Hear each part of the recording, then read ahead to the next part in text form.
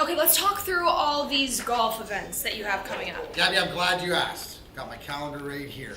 July 17th at Red Run, and then July 31st, I have the American Golf Outing for the Cancer Society. I also have the American Cancer Society golf outing on the 31st, and also I got yours on the 18th, buddy. Yeah, I'm gonna be there. Whoa, boys, these are a lot of events and golf outings. Well, you want me to miss my own golf tournament? Gabby, they're all great calls. I mean, this is... Hold on. I got this. Guys, I got this. Don't worry about it. Hold on a second. He always. Hey guys. Thanks for coming so fast. How are ya?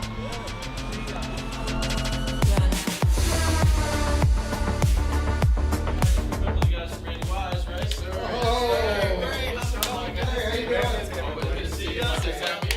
The Randy Wise Celebrity Golf Tour. Watch for the eye.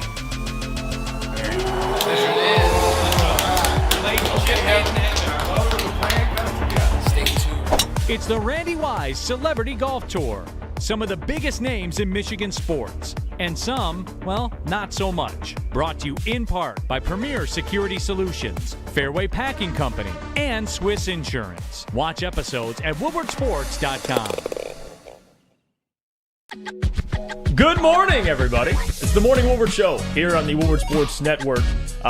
Almost 4th of July. Thank you for tuning in and choosing us this Monday morning. I'm Jeff Iafrate. Alongside me, Sam Flannel. How was your weekend, Sam? You know, it was pretty good. That Friends exhibit that I was talking about on Friday, which Jeff obviously knew nothing about Friends, and Gabby and I vibed with pretty hard about Friends. It did not disappoint. I will just say that. A splendid time was had by all. That's awesome. See, I'm glad to hear it. Don't get mad at me. I didn't know much about Friends, but I'll tell you a lot of other things I don't know much about, which I got to experience golfing this weekend, and we're going to talk about that. JB in the booth, as usual. JB, you got the Dispo hat on, you got the Woodward Sports shirt on. This man's always rocking merchandise. Gotta represent, man. How was your weekend? Pretty good. Long weekend. Had to work a lot, but still, my question for you, Jeff, is did you watch that movie we were talking about over the weekend or no? That looks like I did. I knew it. I got tomorrow off, so give me a chance. I'll come back Wednesday. I'll report it. All right. That's what you say now. Yeah, my mind was on golf. All right, I got to get through one thing at a time. Okay. All right, I had to focus on not coming in last place. That was my number one worry. But Gabby D. Phillips, Gabby, how are you doing? I'm doing pretty good. Did you have a good weekend? Great weekend. Super good time. Lake Orion has their fireworks show on Saturday, so that was really fun to see. Rain, though. Yeah, that was a bummer. Yeah, that was the worst part. I got Alex Westfall here. Lucas is out today. He's in Toledo, but Alex Westfall TDing for us as usual. Alex, you're the resident golfer here. You weren't here on Friday to lay into me for my lack of knowledge, but I did try it on Sunday. I went to Bellow Woods. I went for 18 rounds. Is that how you say it? 18 rounds of golf, whatever it is? No. 18 holes? It's one round, 18 holes. Okay, 1 round, 18 holes. That sounds weird to say, but 18 holes. And, it went exactly as expected. I suck. Any tips? I think you're beyond just like tips. I think you need just do better next time. We need some video evidence here. Well, yeah. Well, you know what the unfortunate part was? It was raining, so that I had to kind of get through that. Also, I didn't know, and this sounds like I'm being a bitch right now, but I didn't know that the glove, like when people wear the one glove, it actually helps. Like I did 9 holes without a glove on, and shit actually gets sore, like your hands. Like that's a real thing. I'm sure it was a game changer for you. Yeah, the glove did make me, it did level up my game a little bit. It's like playing basketball and you put on like a little arm sleeve or something. Oh, yeah. You put on like an accessory for some reason. I don't know. I didn't play much better. I still suck, but I felt more confident. The glove definitely, mentally at least, helped me a little bit. So, Was it like one of those placebo effect things where it's like you look good, you look more professional, so you feel better, but it's not really, doesn't really do anything. It's all in your head. Yes, that's the perfect word. It's a placebo. I feel confident, but then I go out there and still whiff. So, it didn't matter. I had fun though. It was a blast. I got to try it out. The next thing now is just watching Not Friends, because that, I accept that I don't know Friends, but maybe Hangover. I got to watch The Hangover. That's. It's not a maybe at this point. Like, you've Yeah. committed to it. You've said you're going to watch it. Everyone's waiting for you to watch it. They're waiting for the reaction. You have to watch it. Yeah, and I got to report. That's my homework, and I got an F on that assignment because that was my homework assignment this week, and I didn't do it. So I'll admit it. Also, like, self-assigned homework. You did Yeah. that yourself. You said that you were going to watch it this weekend. Well, I was trying to do it for the people. I wanted to, at least admit, hey, I watched The Hangover. I got that. Happy Gilmore. I guess that's more relevant now that I'm trying golf. I have to watch Happy Gilmore, or else people will murder me because I didn't watch that. Even though I love Adam Sandler, but I haven't seen Happy Gilmore. Happy Gilmore. You don't need to watch Happy Gilmore. Watch The Hangover. Really? Yes. Happy Gilmore I or think The you Hangover? should watch both. Well, Yes, both. I But agree. What's more important? I think for your purposes, it's Hangover Okay. because of this whole build-up around it with you. Shout out to everybody joining now. Steve Brown in the chat. He says it took Jeff how many weeks to cut his hair, so it'll be a while for the movie. Well, the hair was a lot. It was a lot harder to get over that one. I think a movie will be pretty smooth, but we'll see. You do have a point, Steve. John says, yes, Jeff, Diva, it does help. Ryan says, chiming in, the Red Wings had a busy weekend. Same with the Detroit Pistons, which we'll be getting into all of that and much more. Brandon Dent will be joining us later in the show. Michael Gentry will be joining us to break down what the Red Wings did. So Pistons, Red Wings, a little bit of Lions to get to as well. Ryan says, I thought the Wings signed good players. John says, good, of course. Good course for starters. See, John's aware. Bello Woods, great course by my crib. Shout out to John, by the way. The doc tuning in. And guys, by the way, I know, especially this weekend, and it sucks because it was raining all weekend, but I hope everybody had a good weekend. Like, it was supposed to. I know Spencer's gone. He'll be out today. I'm pretty sure Lucas is out. Obviously, a lot of people at Woodward Sports have other things going on, but we're here to entertain, and thank you for choosing to stick with us. You know what happened over the weekend? The Detroit Tigers. Yeah. They won 3 out of the last 4 games, which, congratulations. Yeah. Let's go, Ric Flair. And you got Matt Manning, Eduardo Rodriguez, Tarek Skubal coming back in the lineup. And Sam Flannel posed this question, and I'll start with you. How much faith you got in the Tigers? I know they're only, 4 games out of this horrible division. And I pulled up some interesting stats to try and humble you a little bit, but I wanted you to I want to give you the floor. So can the Tigers still actually contend for that AL Central? Well, I mean, what do you need to humble me for? It's not like I'm going out on a limb or saying that the Tigers are good or anything like that. But the reality is they play in probably the worst MLB division I've ever seen in my entire life, at least up to this point. The Twins and the Guardians are both under 500, and that means a team that's 37-46 that has a run differential of, I believe, in the negative 70s can still be in contention this late in the season. My thing is that at the beginning of the year, I remember when they started off 2-9. They had a brutal schedule. They played the Red Sox, the Astros, Tampa Bay. Yeah. They opened the season with Tampa Bay, who started the season 13-0, so they were just pretty much sweeping everybody. And then the Tigers started 2-9, and obviously there was a lot of talk about how they were going to be historically bad, how they might win 50 games, yada yada yada, and then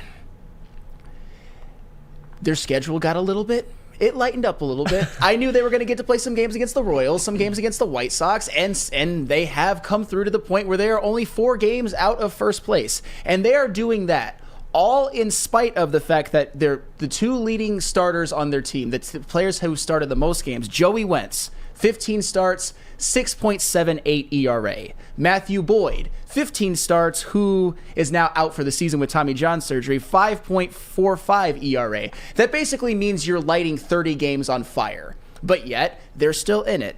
Spencer Turnbull, he started 7 games, 7.26 ERA, also hurt, which means you're lighting 7 more games on fire. And then Alex Faedo, 5 starts, 5.54 ERA, which the aforementioned lighting games on fire. So that is about half of your games which you have completely just lit on fire with terrible starting pitching, but yet they're still in it. I get if it were any other division, they would be dead and done for. And it's not even just the pitchers.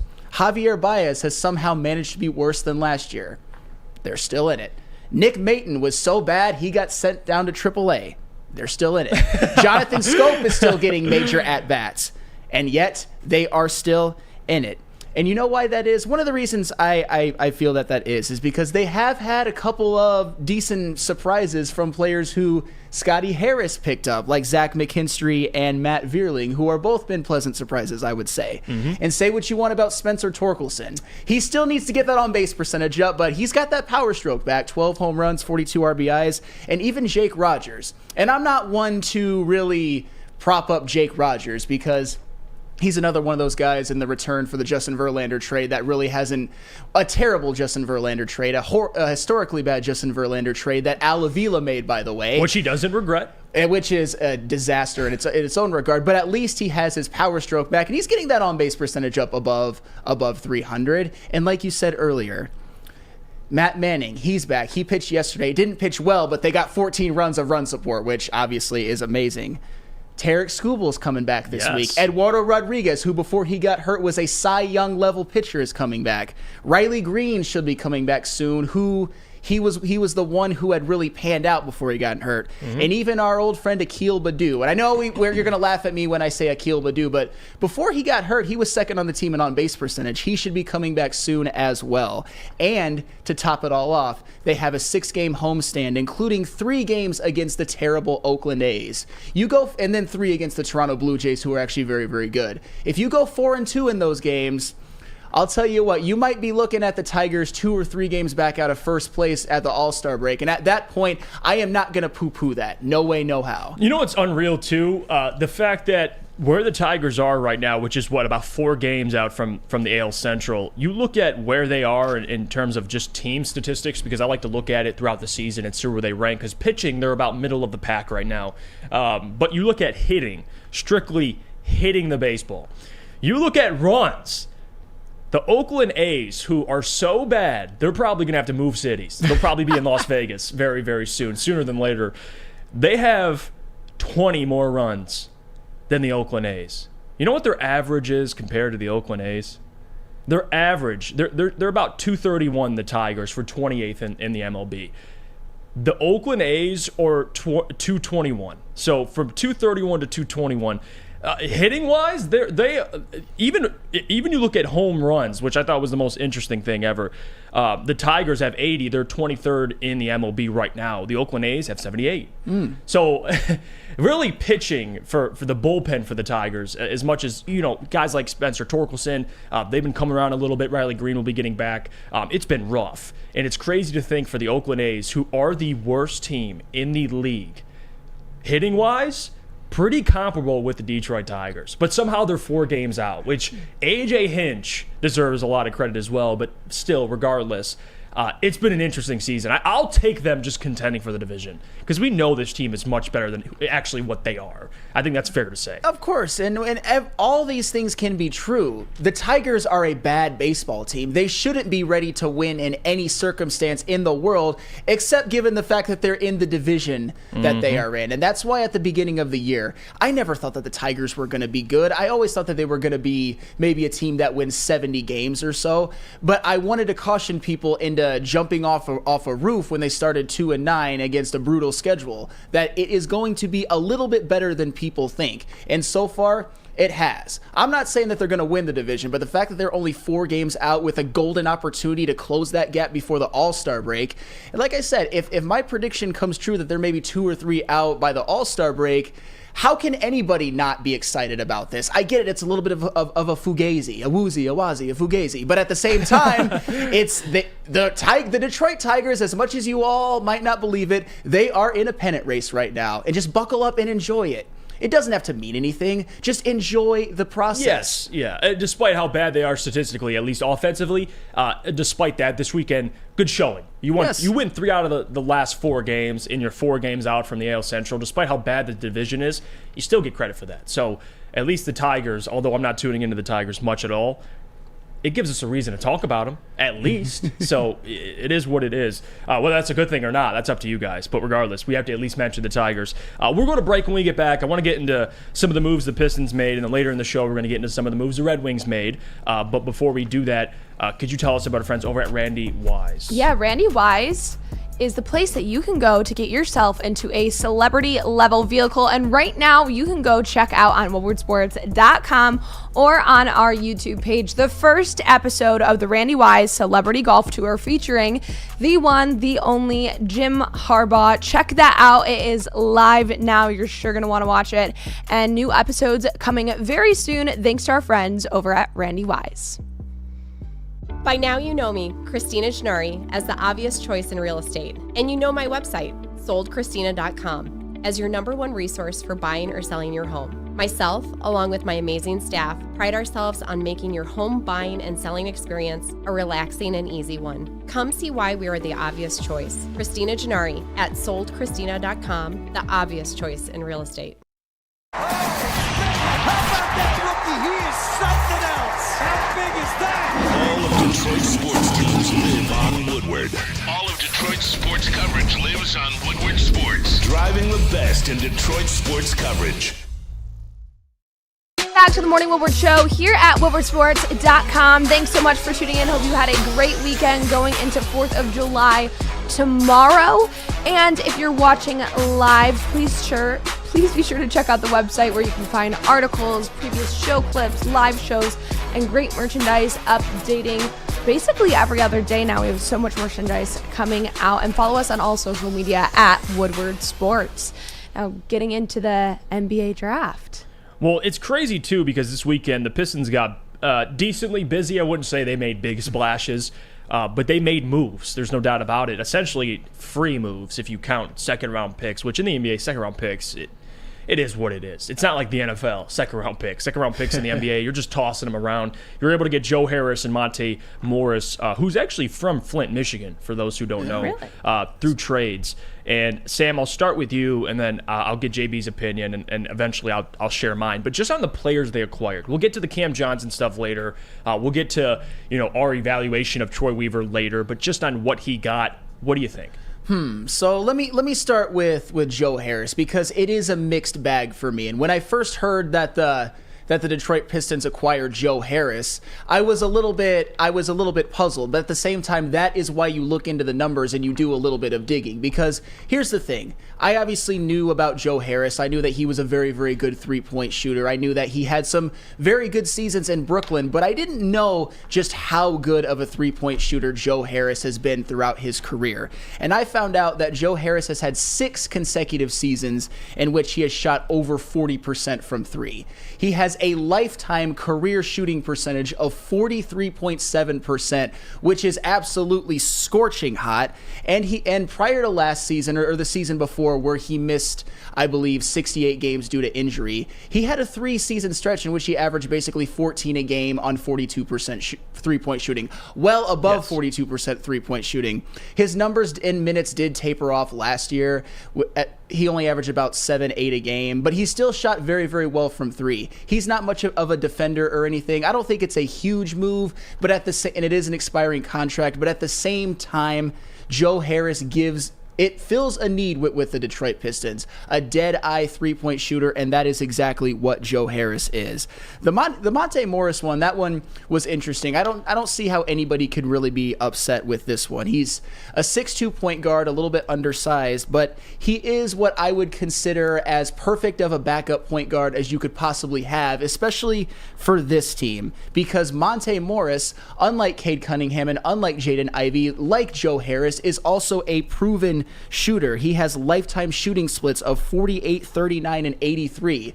And emphasis on the 39 because he is a lifetime 39% three-point shooter as a backup point guard. And last season, he averaged 10 points, 5 assists on 38% from the three, and he has shot at least 38% from three every single season of his career. So while a guy like Marcus Sasser, who I think is going to eventually turn into a valuable backup, is still a rookie, and while you still have Killian Hayes, hopefully not for long now that Monte Morris is here, Monte Morris, I think, is that perfect backup point guard to at least be there for this season and maybe beyond. I think he's one of those pieces that every team who is wanting to win needs. I'm not super excited about these moves, but I understand the why, if that makes sense. And that's I'm glad you mentioned that because that's the big part of it. People want to react to, well, they didn't get Cam Johnson, which I'll address that next segment. We'll talk about that. But just at the moves they made, number one, the big thing we talk about with Troy Weaver, something that I love that Troy does, is you maintain flexibility.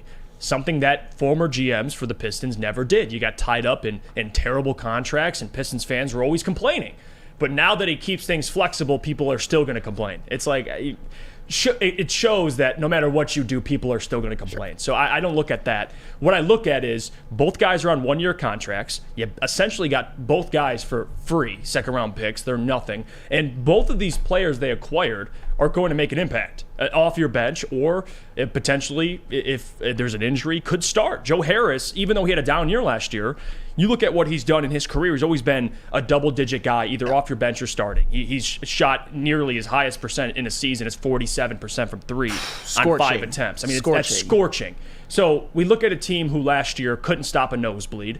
They got better defensively. They drafted Asar Thompson, and of course you're going to have Cade back, and they assume that Ivy, Duren, Livers, these guys, Isaiah Stewart, can be better than average defenders. You know, they can improve in that area. They have all the physical tools. So if you bank on that, you get Asar Thompson, who not day one, but eventually you're going to be able to stick on, the best player offensively on the other team. So you got Asar.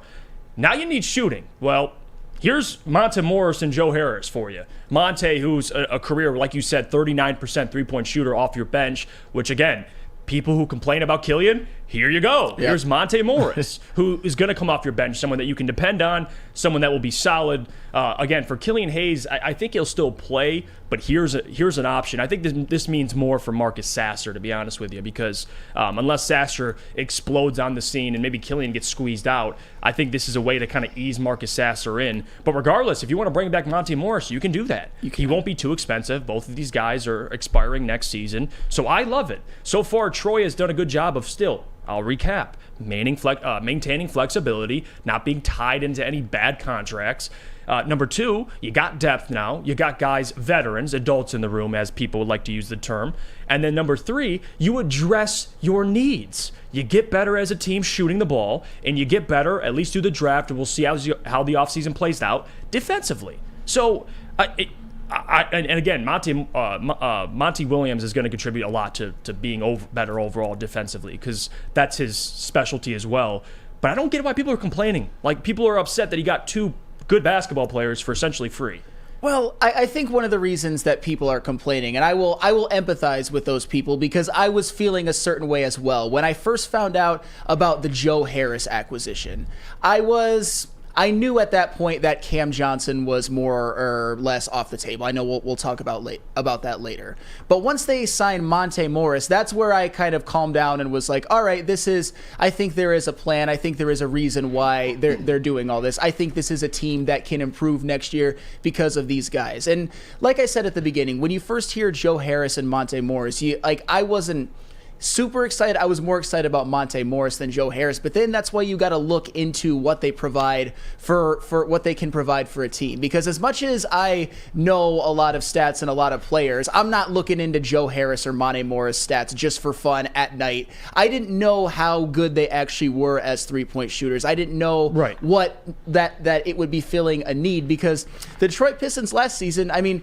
who was a reliable three-point shooter? I would just say Bojan, maybe Alec Burks, but the one person that you really could count on to make a three was Bojan Bogdanovic. And in this modern NBA, you need three-point shooting, and you got it with Monte Morris. You got it with Joe Harris, and you even got it presumably with a guy like Marcus Sasser in the draft. I think that this team is going to shoot much better from three this next season, and in this modern NBA, that is kind of important. Yeah, and it's tough too, because you bring up these players and it's not Cam Johnson. But again, this is my problem with Cam Johnson. I like Cam Johnson, and I was open to paying Cam Johnson. But what did I say? I'm not overpaying for Cam Johnson.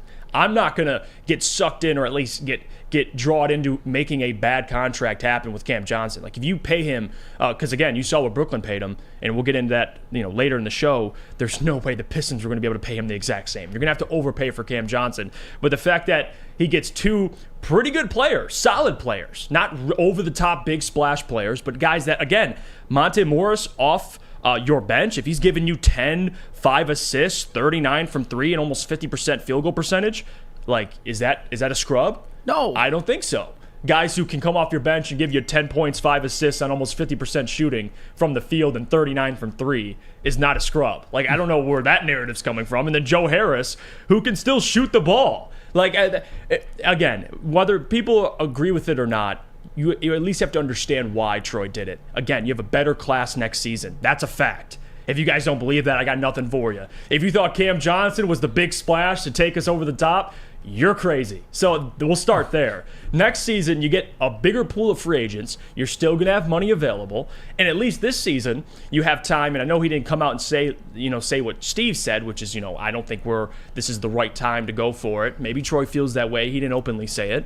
But next offseason, you're going to have at least more clarity that Cade and Ivy can play together. You're going to know who's staying here for the future. And then you can go crazy in free agency. But right now, going and throwing in a giant bag of Cam Johnson and saying, all right, let's roll, like that obviously wasn't in Troy's plans. But people are always going to have a problem with it no matter what he does. I understand. No, and that's fair. And I think there are some legitimate concerns when it comes to Joe Harris and the why. Obviously, his three-point shooting cannot be questioned. He is one of the best in the league, and that's just the numbers. But at the same time, he did have an injury a couple of years ago in which he missed the majority of the season. And then last year, he had his least productive season in a while, I will just say that, while still shooting very, very effectively. So you wonder if he can ever get back to what he was, or if that's even what the Pistons want him to be. Because if the Pistons would have signed Joe Harris of a few years ago, I would probably be doing backflips right now. And obviously we know that Joe Harris is not a very good defender, never really was, and is probably worse now than he's ever been coming off of an injury. But with Monte Morris, I think, and tell me if you agree, Jeff, I don't think there's really anything you can say about that signing. I think it is an objectively really, really nice piece, at least as a backup point guard for two young up-and-comers who could use a veteran backup, who does one of the things that neither of them have proven to do well in the NBA, which is shoot threes. Yeah, and you gave up nothing. Like, you gave up essentially nothing. Like, that's what I mean. People are like, Troy got fleeced. What? He gave up second-round picks. What do you mean he got fleeced? You got expiring contracts. If Joe Harris was tied into a 4-year, $100 million contract, then yeah, he got fleeced. They're both expiring. They're both going to be able to contribute this year for you, and they both could potentially be re-signed. If not, you have flexibility. That's been the theme during Troy Weaver's tenure here. Maintaining flexibility, unlike prior GMs, which many Pistons fans assumingly would love to have prior GMs. They want GMs that throw bags at guys that don't deserve them. Let's just throw all our eggs in one basket. Let's see what happens. Like, you guys have been through this. You should know. That's not the route. And Troy's doing it the opposite way, and now everyone has a problem. Like, it doesn't make any sense. You got two solid contributors yesterday or over the weekend for nothing, for pennies. Like, and they address needs. Like, that's the thing. They didn't go get Sam Flannel off the waiver wire. Oh, man. Like, sorry, Sam, but they got guys that can shoot. I don't understand. And again, it's partially Pistons fans, and this isn't just Pistons fans. Fans in general think they know more than the GM. It's funny as hell. I love it. And they think that Troy Weaver has no plan in place. Like, guys, like there's always a why to this. That's what Steve Mack always says. So with the guys they got, Troy's not finished. Free agency isn't 3 days, guys. Like, free agency isn't Friday till Monday. Like, there's still plenty of work to do. There's still Bojan, Bagley, guys they can move. Plenty of money to clear up. Relax. But if you look at the moves they made, Sam, they addressed needs. And that's everything's going to be fine. Everything's going to be okay. Right. Like, and if anything, this tells you that Troy believes in what he has in his young core, which people are going to hate that I say that. But you look at prior years, guys or at least GMs giving up too early on what they have. Troy believes in what he has. And I like that. Many people might not. Build around what you have, and we'll see what happens this year. So for these people that are getting impatient, what do you think is a realistic timeline for this patience for him? When do you start to question? So for at me, what point? For me, at least, this doesn't change my expectations. Like they still have to contend for the play-in. They know that. Like Tom Gores knows that. If you guys watch the press conferences, Tom Gores has been at the forefront of this thing. He wants a winner bad. Like, so people are like, they don't want to win. Like, are you stupid? Tom wants to win. Troy wants to win. They know that even Troy doing all the things he does, he's going to be judged by wins and losses. He knows that. So it's not like people think they're going to roll out this year, win 17 games, and Troy's going to be like, hey, guys, the future's still bright. Like, no, they understand they have to win games. And I understand if they don't win games next season, we're going to be on the show talking about it. So it doesn't change what I think. I think Troy this season, Tom, Monty, they want to contend for the play-in, period. That's what it is. And the next season, we could talk about playoffs. We could talk about all that, see what they do next season. But next season, it doesn't change for me, Sam. Play-in. Well, and contend for the play-in. And that's 100% fair. And that's a great question, Gabby. And I actually am going to get to that even more in a later segment, just a little teaser there. But just to kind of wrap a bow on all of this, I do understand Pistons fans' frustration because, Jeff, even you would agree with this. Somebody who thinks very, very high of what Troy Weaver has done, as do I, in some aspects.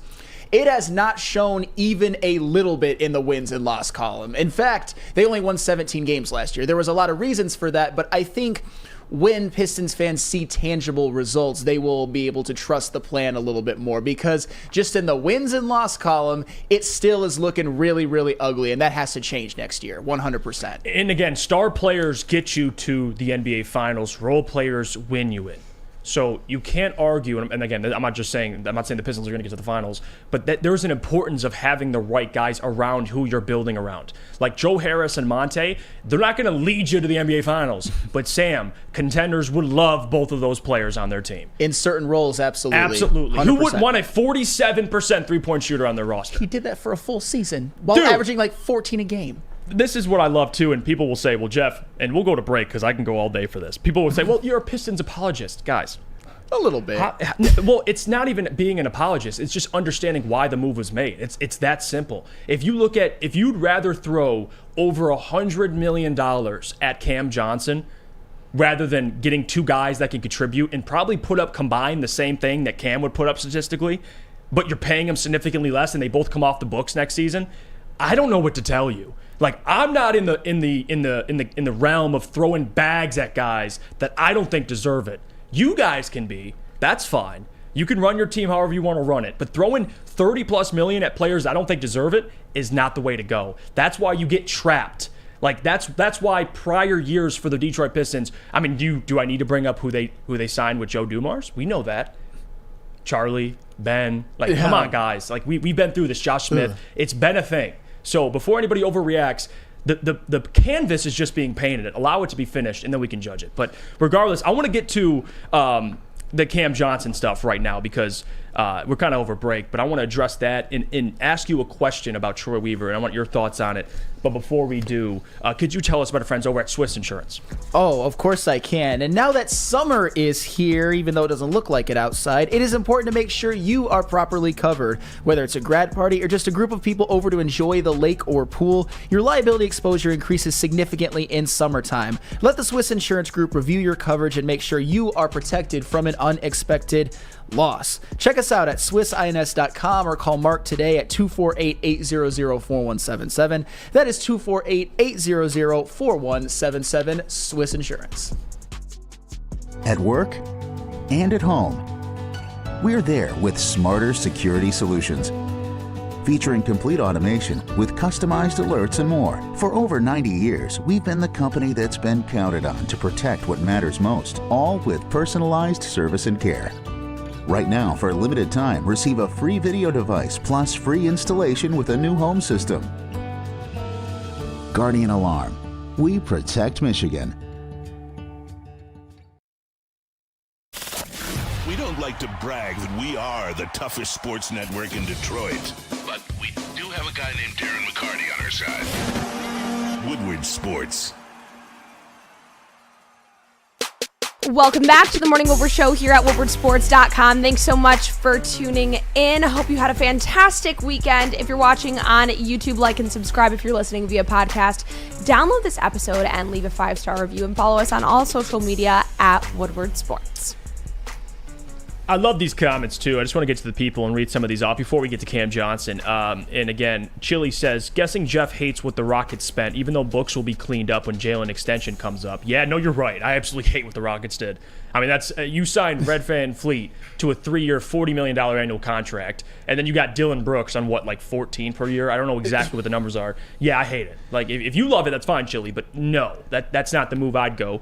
But regardless, people would rather be the Rockets right now. And It's your opinion. I mean, the Rockets, they have some nice young pieces. I think we would all agree with that. But we've talked about this off air. I am much, much lower on Fred VanVleet than I think the average NBA Most fan. people are, or should be. Well, and that's the thing. I mean, he's had seasons where he shot under 40% from the floor, not 3-point. He's inefficient. I know he was a fairly valuable piece to a Toronto Raptors team that won the title, but Fred VanVleet ain't it.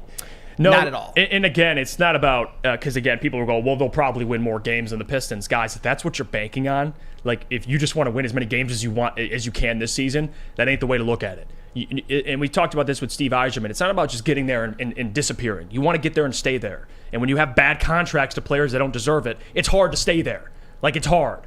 Like, you look at teams that stay there and stay relevant, they have great general managers that are savvy, that know how to spend money the right way. You don't get guys that throw money at everything they see and they're just contenders. That's not how that works always. So be careful with that strategy. Throwing money at everybody. It's not always the right way to go. So again, I want to get into the Cam Johnson stuff and get everyone's reaction. And Sam, I'll ask you the question first, and I want to get JB's thoughts on it because he didn't get to share his last segment.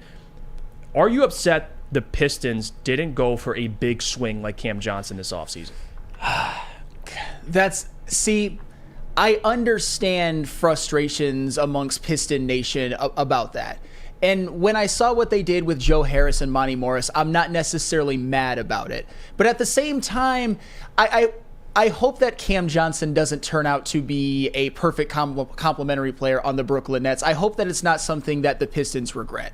Honestly, because they gave him 4 years, $108 million. I think in order to guarantee that you were able to get him, the Pistons probably would have had to pay him $30 million a year, and that is a reach even for me. But at the same time, Cam Johnson, in one player, he would have filled a need. 16 points a game, 40% from three, while playing very, very good wing defense. That is exactly what the Detroit Pistons needed. But here's one thing about Cam Johnson, which is a rightful concern, I would say. Last season, he only played 42 games. His career high in games played is 66. So maybe there was something that was a little bit of a concern with Cam Johnson, because if anybody was going to convince Troy Weaver to maybe overpay for Cam Johnson, it might have been somebody like Monty Williams, who coached Cam Johnson for his entire career until he went to Brooklyn and saw Cam Johnson develop over the years into a guy who was averaging about 14 a game on 46% from three during his time with Phoenix last year until he got traded to Brooklyn. So it is something that I have a little bit of apprehension about, but I hope it works out. I'm not going to kill Troy Weaver for not going after Cam Johnson, because Cam Johnson is not worth losing your shit over. No, and some of these comments too I want to get to. Tyler chimes in, really $27 million per year for a 15-4 and 40% three-point shooter. And again, I'm glad you brought up the health factor with Cam Johnson. Not saying he's the most injury-prone player in the league, but that's part of it. And the fact you have Monty Williams, who has a close relationship with Cam Johnson, you don't think he factored in his opinion to this? Sure. Guys, people are so naive, and they think Troy just sat there and said, you know what, Cam Johnson, nah, I'm okay. There's a why to this, whether it's he can't stay healthy, he's not the right player for us to throw $30 million annually at and maybe get into a bidding war with the Nets over. It's not ideal. Would I rather keep my cap flexible and make sure we get the right guys, the right fit players? I get power forward was a position in need. I get Cam Johnson was probably the most enticing player in free agency because of his relationship with Monty Williams. I understand that. But it doesn't mean there isn't a why to this. The health thing, I'm glad you brought up, because I think that's part of it.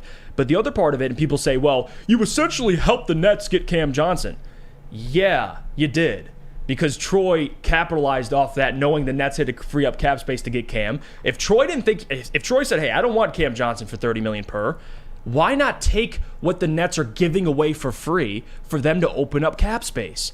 That's savvy. When you're in a position like the Pistons, when you have all this cap space, you could take on players with, bad contracts, but really they're both expiring. So it's not terrible contracts for nothing, essentially. Troy capitalized at the right time for two players that will contribute, whether people want to believe it or not. It is what it is. But I think health is a big factor of it. I do. No, health is certainly a big factor in it, because Cam Johnson, whether you like him or not, has not been able to play a full healthy season pretty much his entire career, unless you want to count 66 games as a full season. He does have a particular set of skills, as does Liam Neeson, that any team would need, particularly the Detroit Pistons right now. Here's the good news, though, about the whole whether the Pistons should have gone after Cam Johnson or whether or not doing what they did was the correct move. I think this is the season, and I'm going to get into it more on the next segment, where results in the win column will actually dictate whether or not you made the right move or not. You're going to see on the floor, you're going to see what Cam Johnson provides to the Brooklyn Nets. You're going to see how the Detroit Pistons look next year, whether you're watching them and being like, man, they could really use a 6'8 wing who can shoot 40% from three and stretch the floor and play defense. Oh, that's right, we had an opportunity to get one and we didn't get him. I'm not saying that that's going to happen, but it's going to play out in real time. And I think, maybe unlike you, Jeff, that there is a chance that Cam Johnson would have been the right move, but we don't know that yet. And I think what he did instead could end up working out as well. Maybe not quite as well, but Monty Morris and Joe Harris, they're not like a bag of peanuts or anything. They are two players that provide skill sets that the Pistons need right now, although neither one of them obviously is as individually good as Cam Johnson. But maybe together they can be at least an approximation of how valuable Cam Johnson would be, while maybe being more healthy. We shall see. Well, that's part of it. It's a mix between I would say this, and you don't have to agree with me, but this is how I feel about it.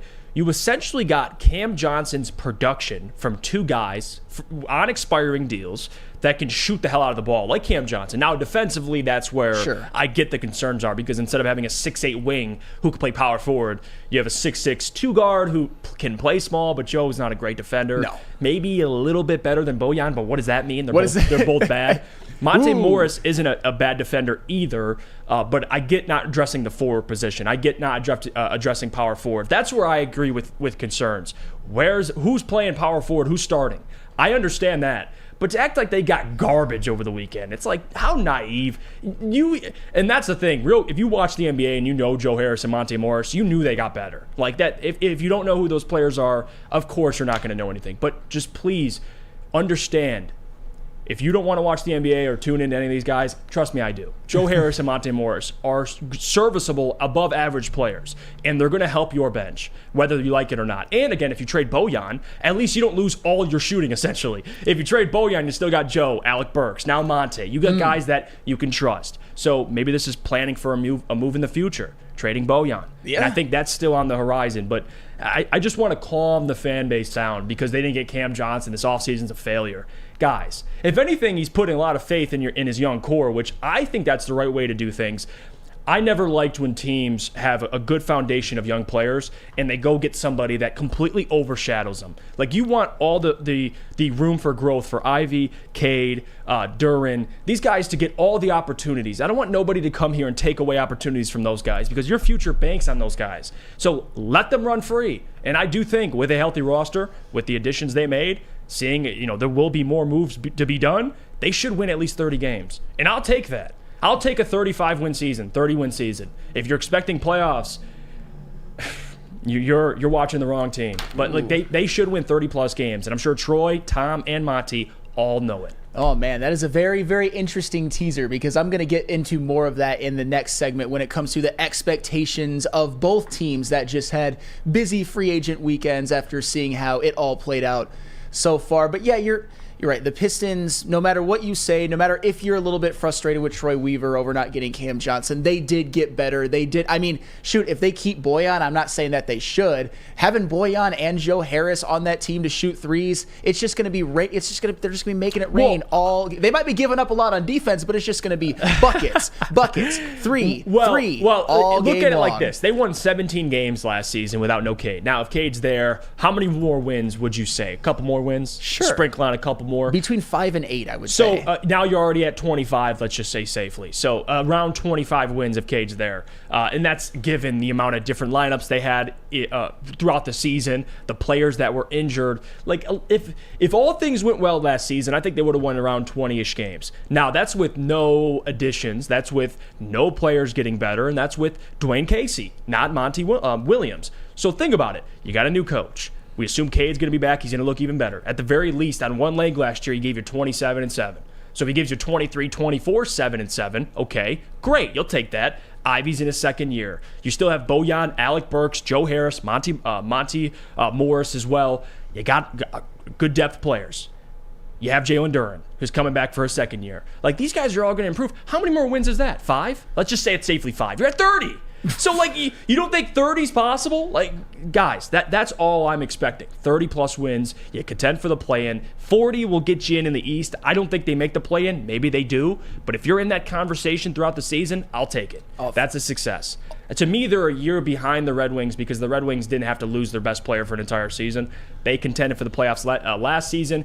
The Red Wings, in my opinion, they'll make the playoffs, or at least sneak in. The Pistons aren't there yet. They're about a year away from that, in my opinion. Ooh, and like I said, you're good with the teasers because I have a very, very specific set of expectations that I have for each team, and I would say it's a pass-fail scenario, but we will get more into that after the break, of course. And let me tell you, again, we're going to break, and before we go, Sam, you got to tell us about our friends over at Planet Fitness. Planet Fitness, of course. Because Planet Fitness is home of the judgment-free zone where anyone, and I mean anyone, can feel comfortable and work out on their fitness goals, including myself. I gotta stay pumped trying to look like Jeff Iafrate over there. We are here to help you build a lasting, active lifestyle. At Planet Fitness, you will experience a squeaky clean gym that has tons of equipment, a full-body workout in just 30 minutes, in the 30-minute circuit, and all memberships include fitness training, and you get all of this, every last bit of it, for only $10 a month. Still,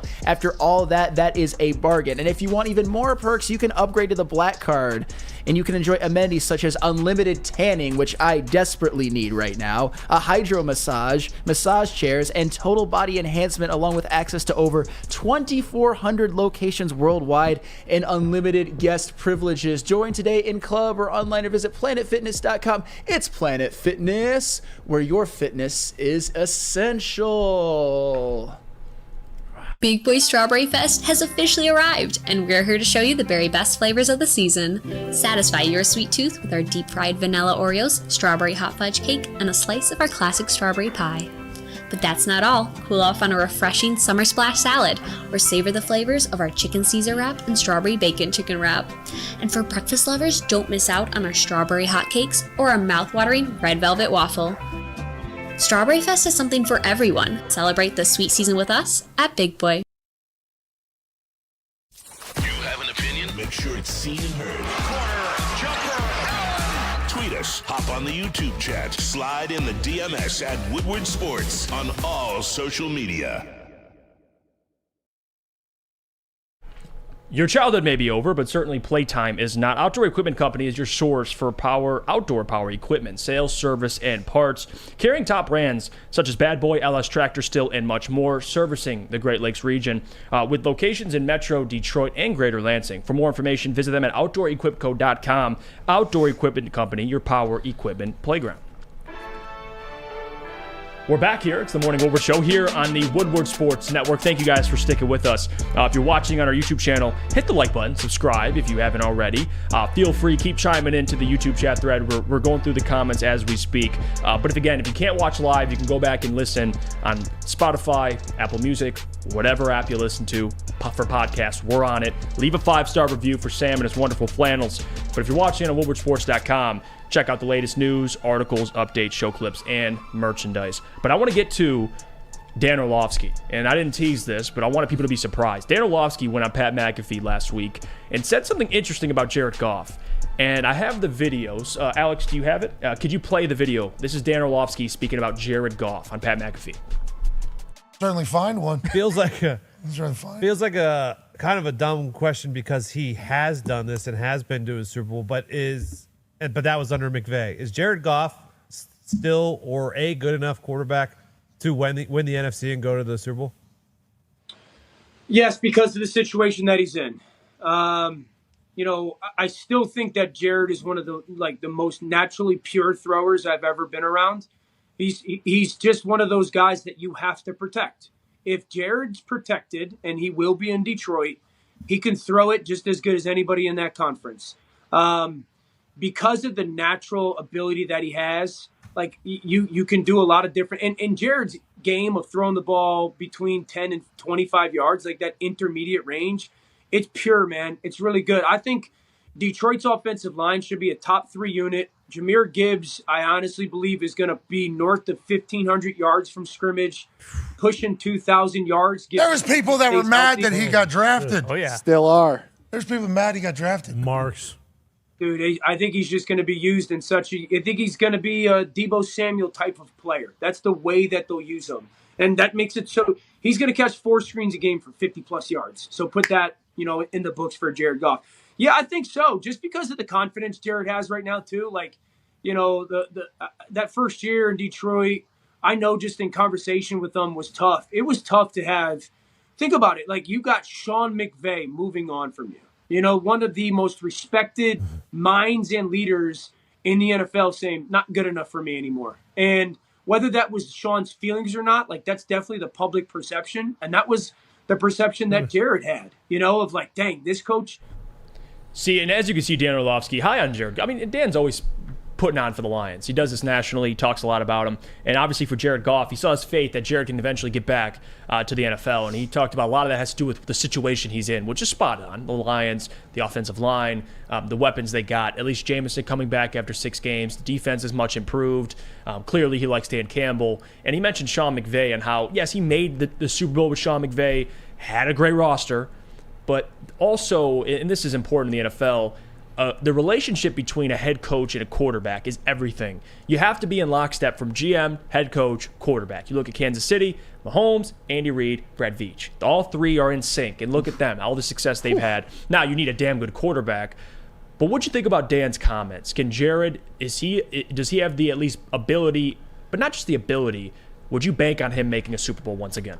Bank on it is a tough one, but at the same time, Dan Orlovsky is absolutely right about one thing that he said, and this is where I have a disconnect with people that say that so-and-so can't get you to the Super Bowl. And I know that Jared Goff has already done it, albeit on a good roster. I wouldn't say that he was the driving force in them getting there, but he has gotten there, and he did throw 32 touchdowns and 12 interceptions in that said regular season. The thing that I don't understand what a lot of people say is that so-and-so can't get to the Super Bowl. And I just mentioned that. It's not always about just the quarterback. Would you prefer to have Patrick Mahomes? Would you prefer to have Joe Burrow? Would you prefer to have prime Tom Brady, prime Peyton Manning? Absolutely. But there have been a lot of quarterbacks who have gotten to a Super Bowl who are, I would say, either mid to absolutely terrible. Trent Dilfer led a team, not led a team to a Super Bowl, was a quarterback of a team that won the Super Bowl, although they had a historically great defense. What about Brad Johnson? Would people say that Brad Johnson can't get you to a Super Bowl? Obviously, they had a historically great defense again. What about Rex Grossman? Rex Grossman I would say that Rex Grossman is even worse than mid. I think he is just one of the worst quarterbacks ever to, I don't even want to say lead, quarterback a team to a Super Bowl, get carried, his carcass get carried. Even Jimmy Garoppolo, even 2018 Jared Goff, you can get, and I would say that Jared Goff present day is much better than all of those quarterbacks. And I said it in a previous show, Jared Goff last season led an offense that was very much a Super Bowl level offense to me. When you are top 5 in scoring, you are a Super Bowl level offense. The defense let them down last year. I said a stat on a previous show that I'll repeat again. Every single one of the top 10 scoring teams in the NFL made the playoffs last year, except for the Detroit Lions. I think that Jared Goff has the perfect situation around him, the perfect offensive coach. They are building a situation in Detroit that can approximate what the Rams had in 2018, particularly offensively. So this idea that Jared Goff can't get you back to the Super Bowl, I think that is a little bit of simplistic thinking, and I think that it is very much possible that Jared Goff can get you there. He might not be the driving force. He's not going to be Patrick Mahomes. He's not going to be Burrow, but he can get you to a Super Bowl 100% if the situation is right, and I think this situation is. What about you, JB? You got confidence. Dan Orlovsky believes it. But you, as a Lions fan, you got money on them making it to the NFC title game and the Super Bowl. So I feel like this answer is already I was going to say, I've got money on it. Or at least I put my money on it for them to get to the Super Bowl. But now that I'm hearing these comments from Dan Orlovsky, might have to put some money on that Jared Goff passing yards, too, to kind of figure out where that is going to cash me out at. But, yes, I agree with what Sam says. Jared Goff can get you there, especially with the company around him and Ben Johnson. He might not be the driving force, but he definitely can get you there. And like I said, I've got money on it, so I'm all in. But this didn't sound like he was talking about this upcoming season. This sounded like it was going to be sometime soon. So then is he also leaning into the fact that they're going to re-sign him? Well, what about you? What kind of feeling do you get from the Lions? Because at least me, I think he's capable. Mm-hmm. But I don't. That's not the guy I'm paying big money to, Jared Goff. I respect him. He's a top 10. He had a top 5 year last year. But do the Lions view him as a guy they think they can get to a Super Bowl with and potentially win one? From the outside, I would say no, but from the inside, I'm very unsure. Yeah. Because you drafted Hendon Hooker. But everything that they've said has been really confident in him. Mm-hmm. But everything that they've said has also been really confident in Badgley. So which way do you go? You're not going to say how no. much do you take their word with a grain of salt? Yeah, and that's the thing. I mean, you're never, especially Brad or Dan, they're never going to give away anything. So No, they're not going to show their cards, but you made a good point. They did draft Hendon Hooker. Right, actions speak louder than words, right? I can at least see better than I hear. So when I see things and I see you draft Hendon Hooker, I'm going to take that more so than what Dan says when they ask him about Jared Goff, which is, hey, he's our guy, I believe, and which is true. I think that's 100% true. They believe in Goff. They want to give him all the confidence in the world. I understand all that. You don't want to rip away his confidence because you saw him lose it in L.A. and get traded. So confidence, you need him to keep it. I understand that. But if we're talking giving him an extension, paying him upwards of $40-ish million a year, is that their guy? No. Hard pass. Hard pass. Now, and again, if Jared comes out and balls out this year, maybe they should sign him to a short-term extension. But Hendon Hooker is 25 years old. He's not a guy you have to groom. He's a guy who, again, after getting 100% healthy, he's ready to go. So they're going to know eventually if Hendon's their guy. Maybe not just in one season. They'll know probably by the end, if not the following season. So to answer the question, can Jared Goff get back to a Super Bowl? I think he's capable in a weak NFC. I really do. I mean, you saw Brock Purdy with Kyle Shanahan get to the NFC title game, and again, he was hurt. But Jared Goff, to me, is better than Brock Purdy. So I think with the right coaching, the right roster, I do think it's possible. But again, Brock was getting paid how much? Whatever a rookie contract of Mr. Irrelevant is. Yeah, $1 million, not even, like Yeah. 800, 900,000. So there's the difference, too, with Sure. this. If you understand where I'm coming from here, what you're getting paid is also important because Jalen Hurts and Brock Purdy were in the NFC title game, but both on rookie contracts. Both on rookie contracts. And I'm not saying that's the end-all, be-all, but there is something to paying a quarterback, not 40, 50, but something friendly, which I think Jared Goff is on a friendlier deal right now. $30 million isn't too bad, but I'm talking if he thinks it's in the future, well, you're going to have to eventually pay Goff. And I think once you pay Goff, you handicap yourself because then Amon-Ra comes up, Penei Sewell comes up. These guys are all coming up for an extension.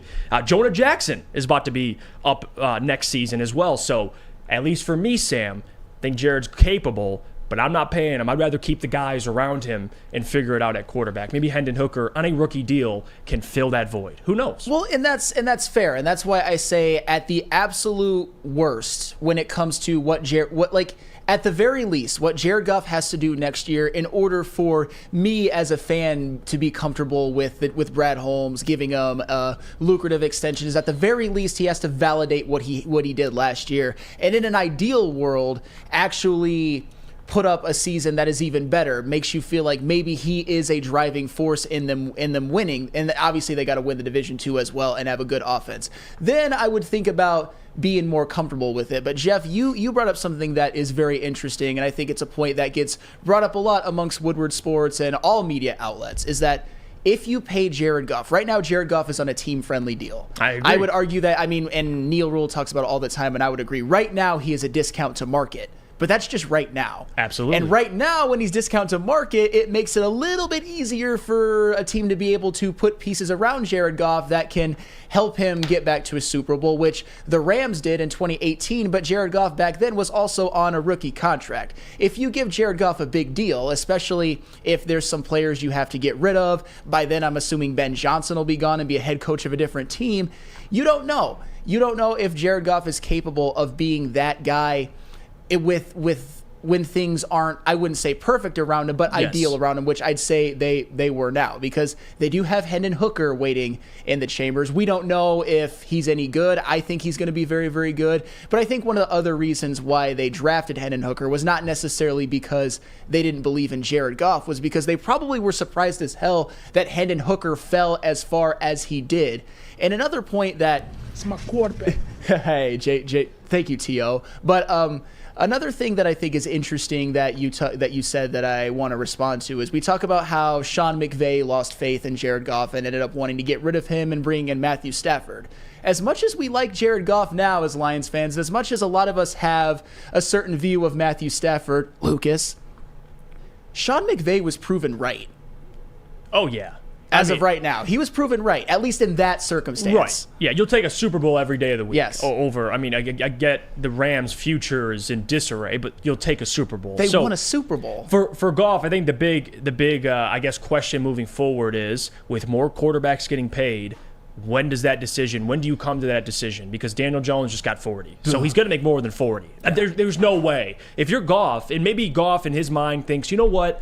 I made a lot of money now in my career. Maybe I'll take a discount. Maybe Goff thinks that way. Maybe he signs a 2-year, $80 million, maybe 2-year, a little less, whatever it is to help the team out. I don't think he will or should. If you're Jared Goff and you see Daniel Jones getting 40, give me 45 to 50. Yep. Like that's, and again, every player, I'm all for players getting paid. I did this for Lamar Jackson. Although maybe not on the Lions, I'm all for guys getting paid. So Jared Goff, I think he should take the money. I just don't think it should be with the Lions, but we'll see. The Lions are going to have to find that out this season. But if not the Lions, who? Those plenty of, you got guys at least, or quarterbacks now that teams have, but they're not sold on. I think there's a lot of teams out there that would take Jared Goff. But then who in this question would take Jared Goff and then also get him to a Super Bowl? Well, not so many. That's the other question. Because if you're going to pay Goff, who has the team that's filled with guys on rookie deals? Or can afford Jared at 40-ish million? I don't know. That's the point. Jared Goff in situation, I don't know, a mid situation, one that's not ideal. I don't think Jared Goff is taking you to a Super Bowl. But then again, I think most quarterbacks without a decent amount of help around them are taking you to a Super Bowl as well. You need a team around them. But if you've got a pretty mid supporting cast, I think Jared Goff will probably look like he did during his more mid seasons with the Los Angeles Rams, i.e. like 2019, 2020, something like that. And I knew this question would come up. So other teams, Andrew says, other teams would like to take Jared Goff to help them win, but he's not good enough for the Lions. No, I'm saying if you pay Jared Goff, it hinders your chance at winning a Super Bowl. It just does, factually. Like if you pay him $30 million is great. That's why I'm cool in 2 years or in a year when teams are all interested in Jared Goff and the Lions are like, hey, we believe in Hendon. We got to see him work, see him operate. You can have Goff. Maybe you trade him or, regardless if he leaves, that team, whoever he goes to, is going to have to pay him significantly more than what he's making now. So you define win however you want. I think if he goes to another team and makes 45, 50 million, they ain't winning anything. I'm sorry. That's what I think. And maybe I'll be proven wrong.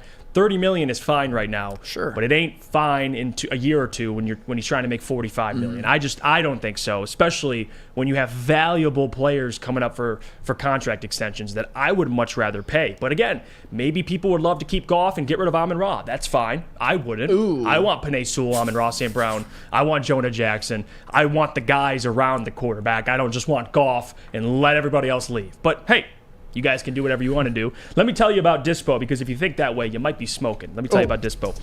Experience the true meaning of exceptional cannabis products with Dispo Dispensary. Indulge in the finest selection of cannabis curated with care. They have over 10 locations. Dispo is never far away. Visit DispoShops.com today. Unlock a world of endless possibilities in the realm of cannabis. That is DISPOShops.com, your local cannabis plug. Love Woodward Sports? Love wearing clothes? Then you should be wearing Woodward Sports clothes. Check out our full line of merch at woodwardsports.com. Just click on shop. We have all your favorite designs, like Dan Campbell kneecaps, Woodward golf, and of course, our own logoed out merchandise. Men, women, infants, kids all love Woodward Sports. Impress your friends. Impress your boss. Impress your dog. Buy Woodward Sports merch today.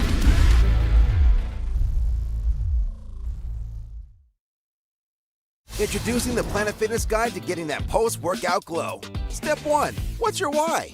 More epic energy? Better sleep? Blow off steam? Step 2, join Planet Fitness for just $10 a month and get moving in our clean and spacious clubs. Step 3, bask in that post-workout glow. Join Planet Fitness today for just $10 a month. Join today at any of the 50-plus Detroit area locations.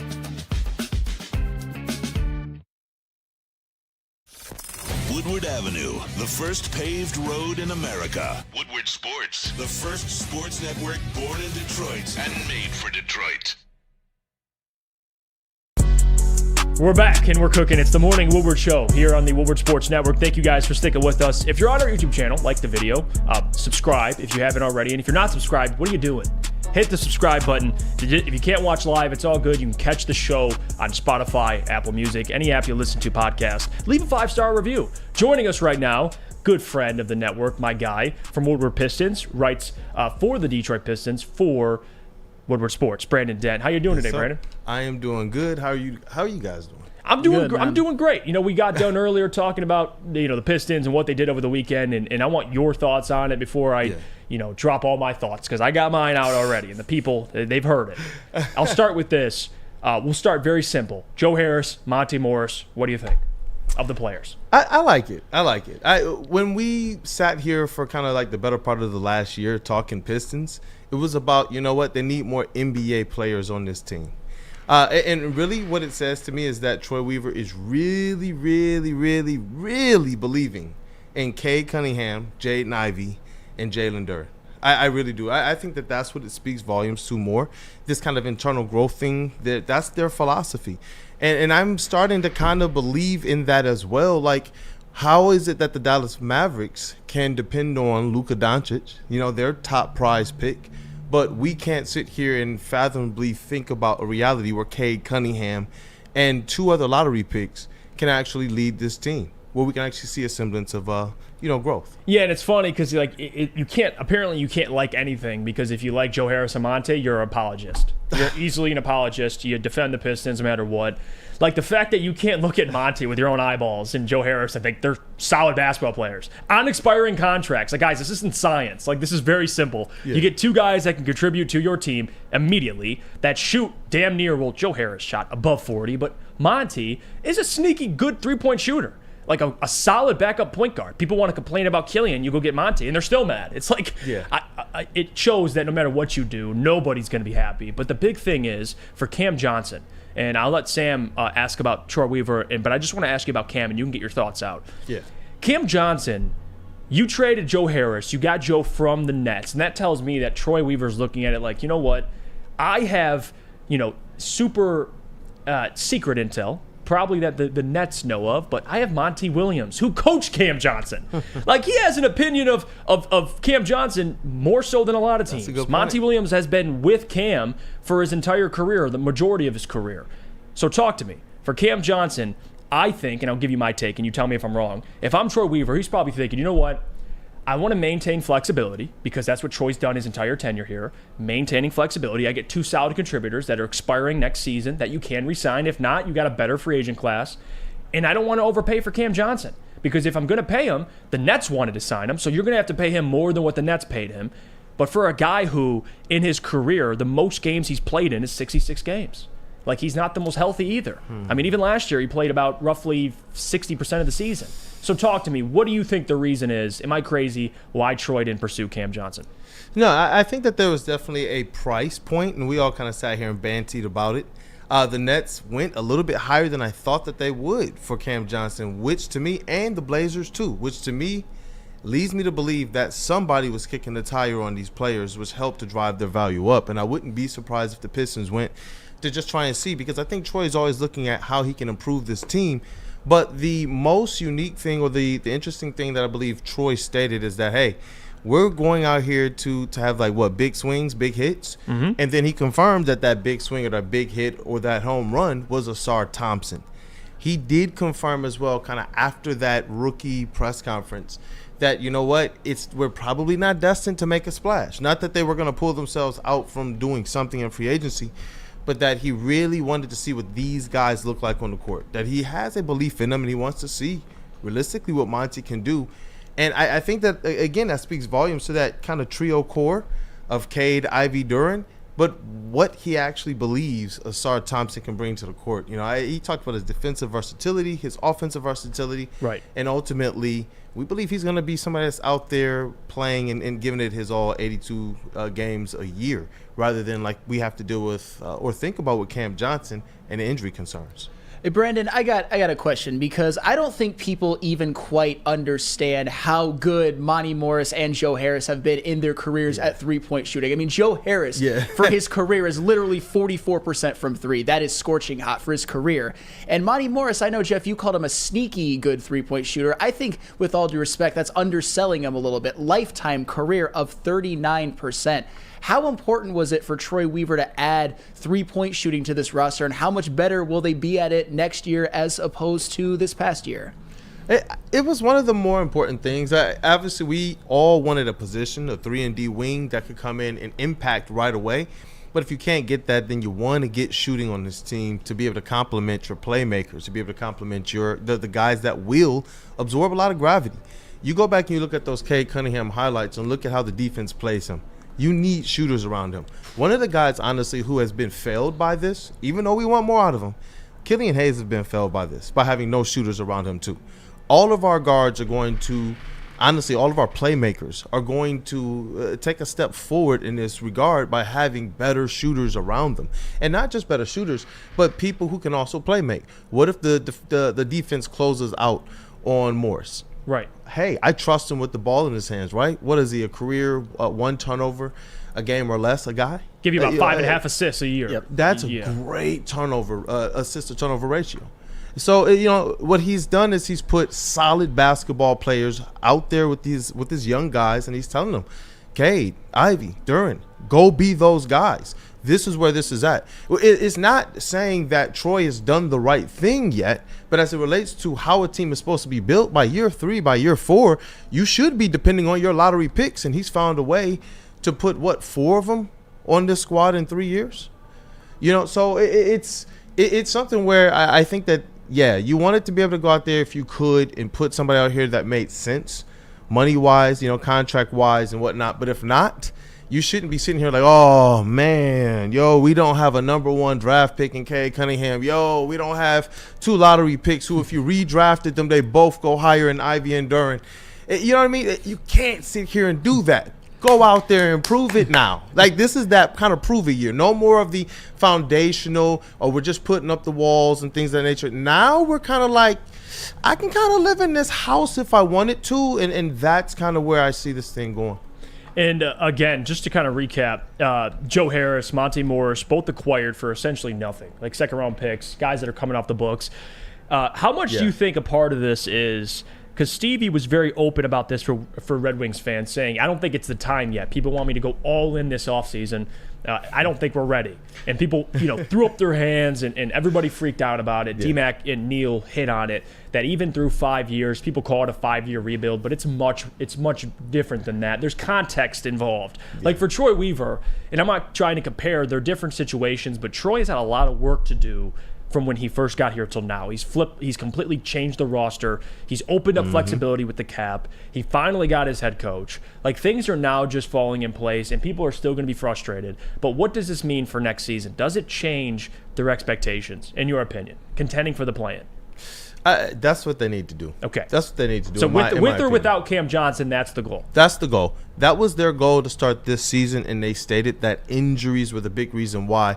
Now you're resetting that with a little bit more talent. And honestly, an East that doesn't look as juggernaut-ish as it did last year.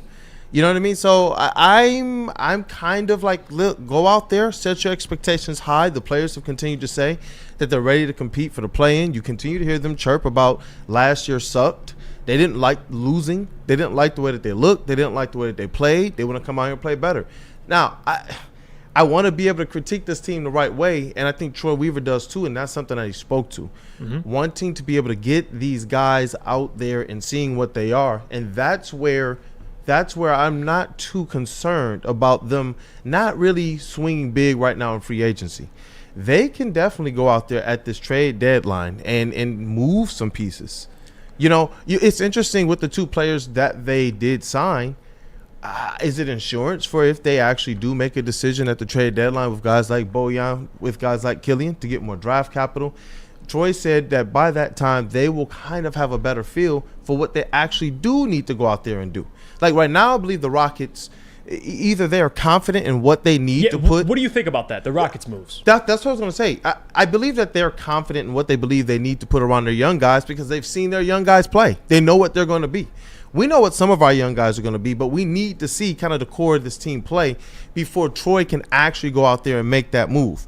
I firmly believe that if Cade Cunningham did not get hurt this year and we got an opportunity to kind of see all these guys play, that this offseason would have looked more similar to the Rockets one.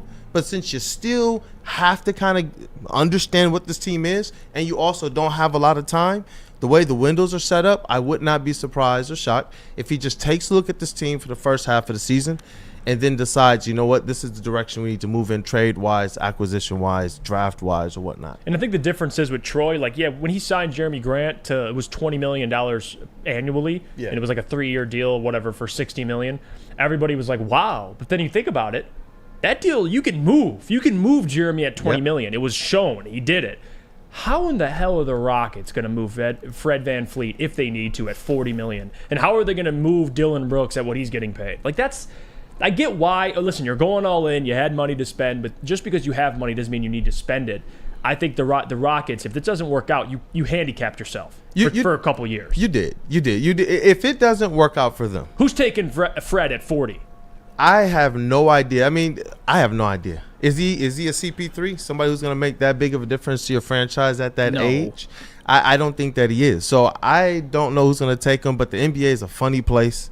It's a very, very, very funny place, man, where people just kind of get these kind of angel deals out of nowhere. I would hate if it was the Pistons down the road, but I don't see them helping out the Houston Rockets like that anyway. But with what they're doing, I don't know if they're quite ready for this stage yet. And obviously, they're going to play the games. But I do believe that they're going to block some of their players a little bit. You know, I don't know what this does for Amon. I don't know what it does for Jalen Green. You know, for us, we get a chance to kind of see our guys be the guys when it matters most. Mm-hmm. We get to see those guys go out there, and we get to know what they are. We get to understand, are they worth the contract or not? There was a lot of times where, you know, in the past, we had a hard time gauging some of our players' value, and it was realistically because they hadn't been in a lot of situations where we could see, you know what, they're worth this money. Right. I think with where the Pistons are versus where the Rockets are, I think, honestly, this is more an indictment on the fact that they don't believe that all their young guys is the core. Mm-hmm. Their core now starts with Fred VanVleet, Dylan Brooks, and you got to throw Jalen Green in there. Whereas with the Pistons, their core, even if you signed to Cam Johnson, would still firmly be Cade Cunningham, Jaden Ivey, and Jalen Duren, which I think is a huge difference. The way in their approaches to this thing, they're just supremely different. And Troy Weaver has been consistent with this. He believes in these guys. He wants to depend on these guys, those top draft picks. He's been consistent in that. So I think he took a chance to say, you know what?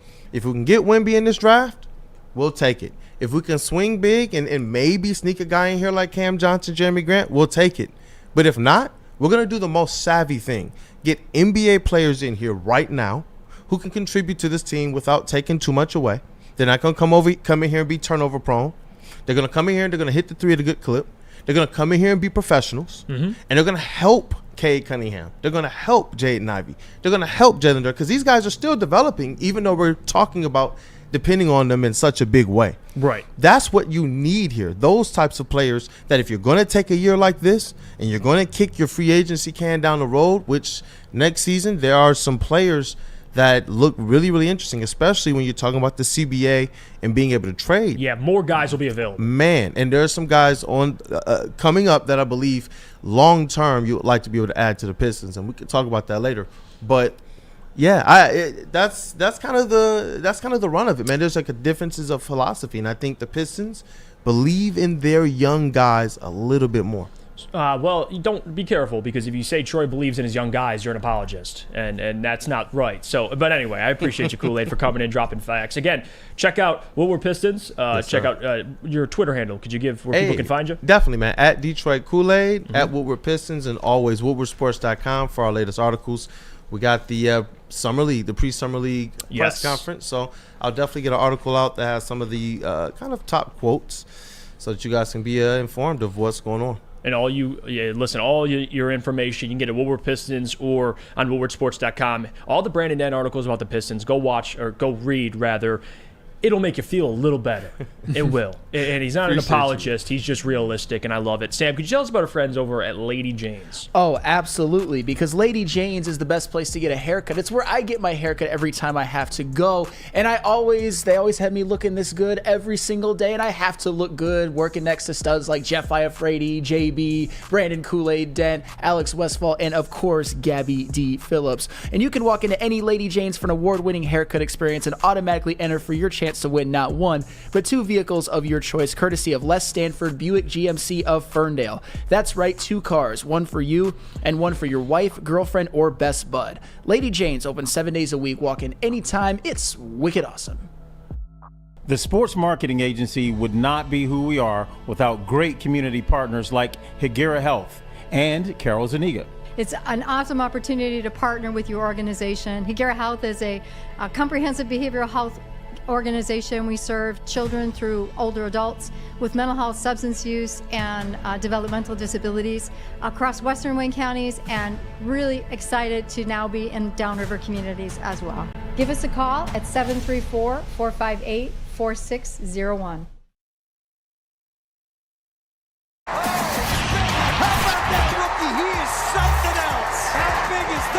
All of Detroit's sports teams live on Woodward. All of Detroit's sports coverage lives on Woodward Sports. Driving the best in Detroit sports coverage. Morning Woodward Show here at woodwardsports.com. Thanks so much for tuning in. If you're watching on YouTube, like and subscribe. If you're listening via podcast, download this episode and leave a 5-star review. And follow us on all social media at Woodward Sports. Check out the website where you can find great articles, merchandise, clips, and more all day, every day at woodwardsports.com. I saw this stat, I guess you can call it, and we went through this probably about 2 weeks ago, where they track the days since all the Detroit franchises have made the playoffs. And right now, I mean, they're all... the Tigers and Red Wings are well over 3,000 days. The Pistons are well over 5,000 days. And the Lions, of course, as you guys know, are well over 11,000 days. But we're going to focus on the Pistons and Red Wings. They had their free agency, at least the start of free agency over the weekend. Sam, I'll let you start. How much or how important is it that both of these teams contend for the playoffs next season? And is there one you expect to make the playoffs? So I have a very specific set of expectations for each of these teams, because I think at this point in both of their rebuilds, it's the time where you want to see it on the court. You want to see it on the ice. You don't just want to talk about foundational pieces. You don't have as many bad contracts that you have to clean up off the books. Now it's the time for the rebuild. And for me, let me start with the Pistons, because that's who we've been talking about most throughout the show. I think at the very, very least, and don't get me, this is a pass or fail scenario for me. No more, no less. The Detroit Pistons have to win at least 34 games next year. And I know that seems like an arbitrary number, but it is doubling their win total from last year. And one of the reasons why I say that is they were absolutely a fraudulent 17-win team. It was mainly... The reason that they were as bad as they were is because Cade Cunningham, their best player, missed 70 games. They wouldn't have been a good team with them, but I think they would have at least won 5 to 8 more games, and I think that is very fair, along with Bojan Bogdanovic missing a lot of the end of the year, and he was their best shooter. I think at some point, and I know...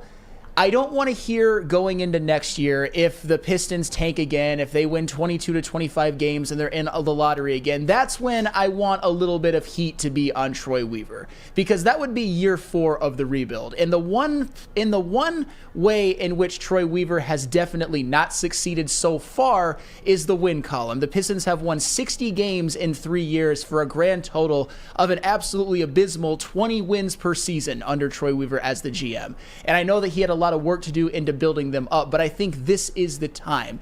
This is the time where he's going to either prove or disprove that signing guys like Joe Harris and Monty Morris were good moves as opposed to going after Cam Johnson. We obviously don't know what goes on behind closed doors, but this is a year where a lot of things can play out. Whether Cade Cunningham develops properly, whether Cade and Jaden Ivey fit together well and develop properly together, whether Jalen Duren takes that next step into being that perennial double-double guy who is a great defender as well. When you see whether or not giving Monty Williams that big of a contract was a good move, which I think it will be. I think 34 wins is an absolute benchmark for the Pistons.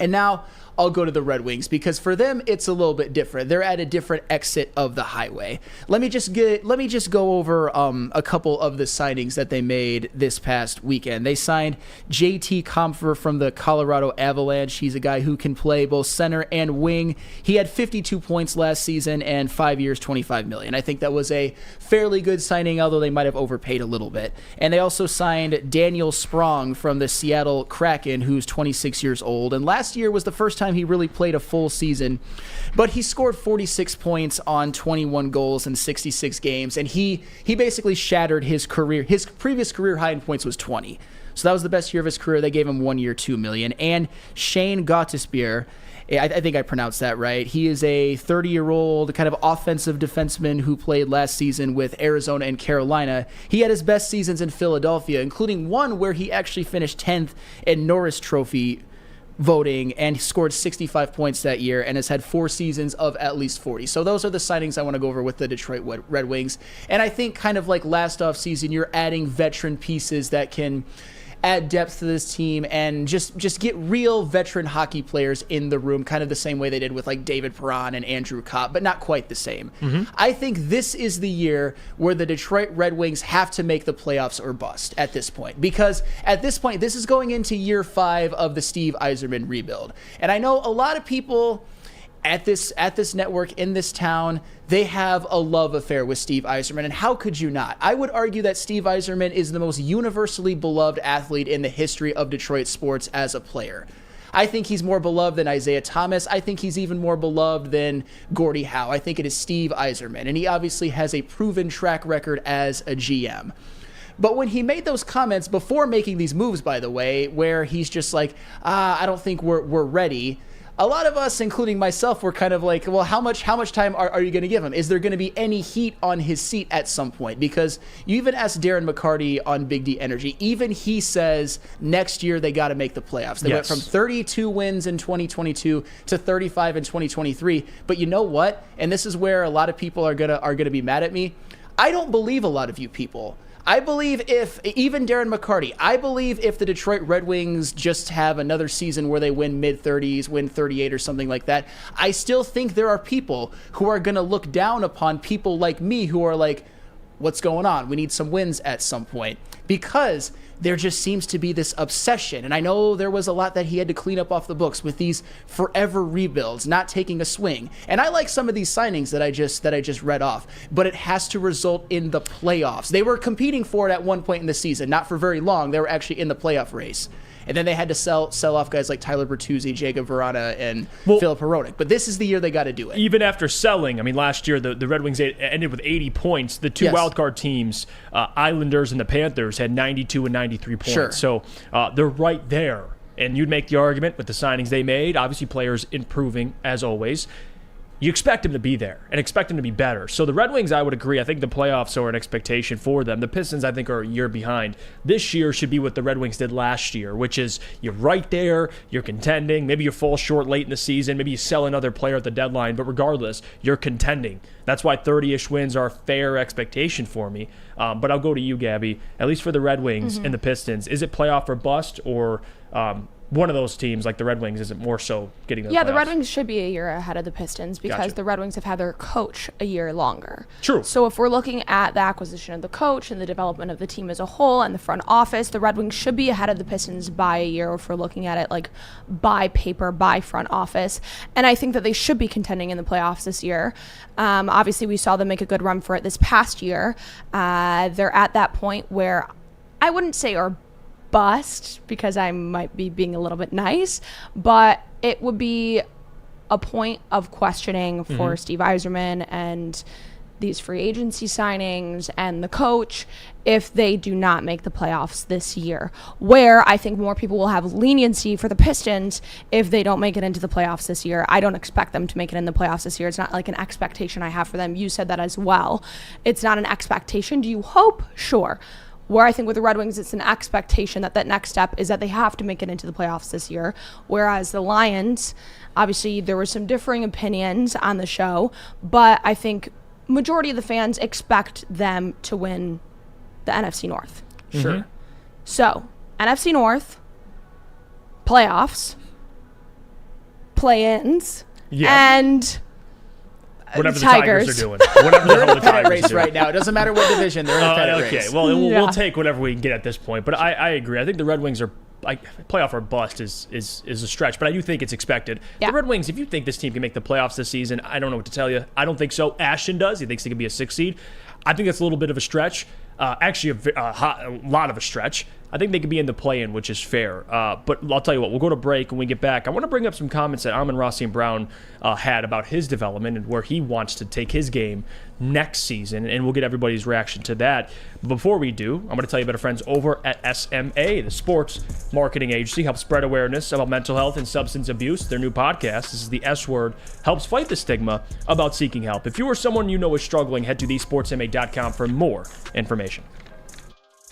Since the dawn of moving people, Chevrolet has led the way. The world of transportation is changing. At Feldman Chevrolet, we are leading the charge forward. With every electric vehicle, every mile traveled, one Feldman at a time. The company that puts more Chevys on Michigan roads is now the #1 name for Chevy electric vehicles. The only sports network in Detroit that starts with a W. You know, because we win. Woodward Sports, Detroit's winning sports network. Welcome back to the Morning Woodward Show here at woodwardsports.com. Thanks so much for tuning in on the eve of 4th of July. We hope you all had a fantastic weekend and are going to have a safe and happy and fun 4th of July tomorrow.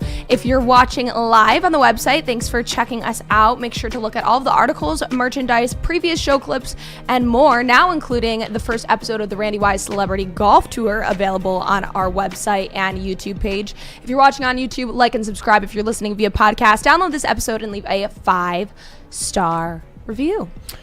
You know what was interesting, too? Because Amon-Ra St. Brown, his work ethic is unlike no other. Mm-hmm. And the guy, I mean, for a 4th-round pick to where he's gotten to right now, the work ethic is everything for him. Because hard work beats talent when talent doesn't work hard. I mean, that's a saying. We understand that. But what happens when you have both? When you have a little bit of talent, you have work ethic. That's dangerous. And Amon-Ra St. Brown clearly has that.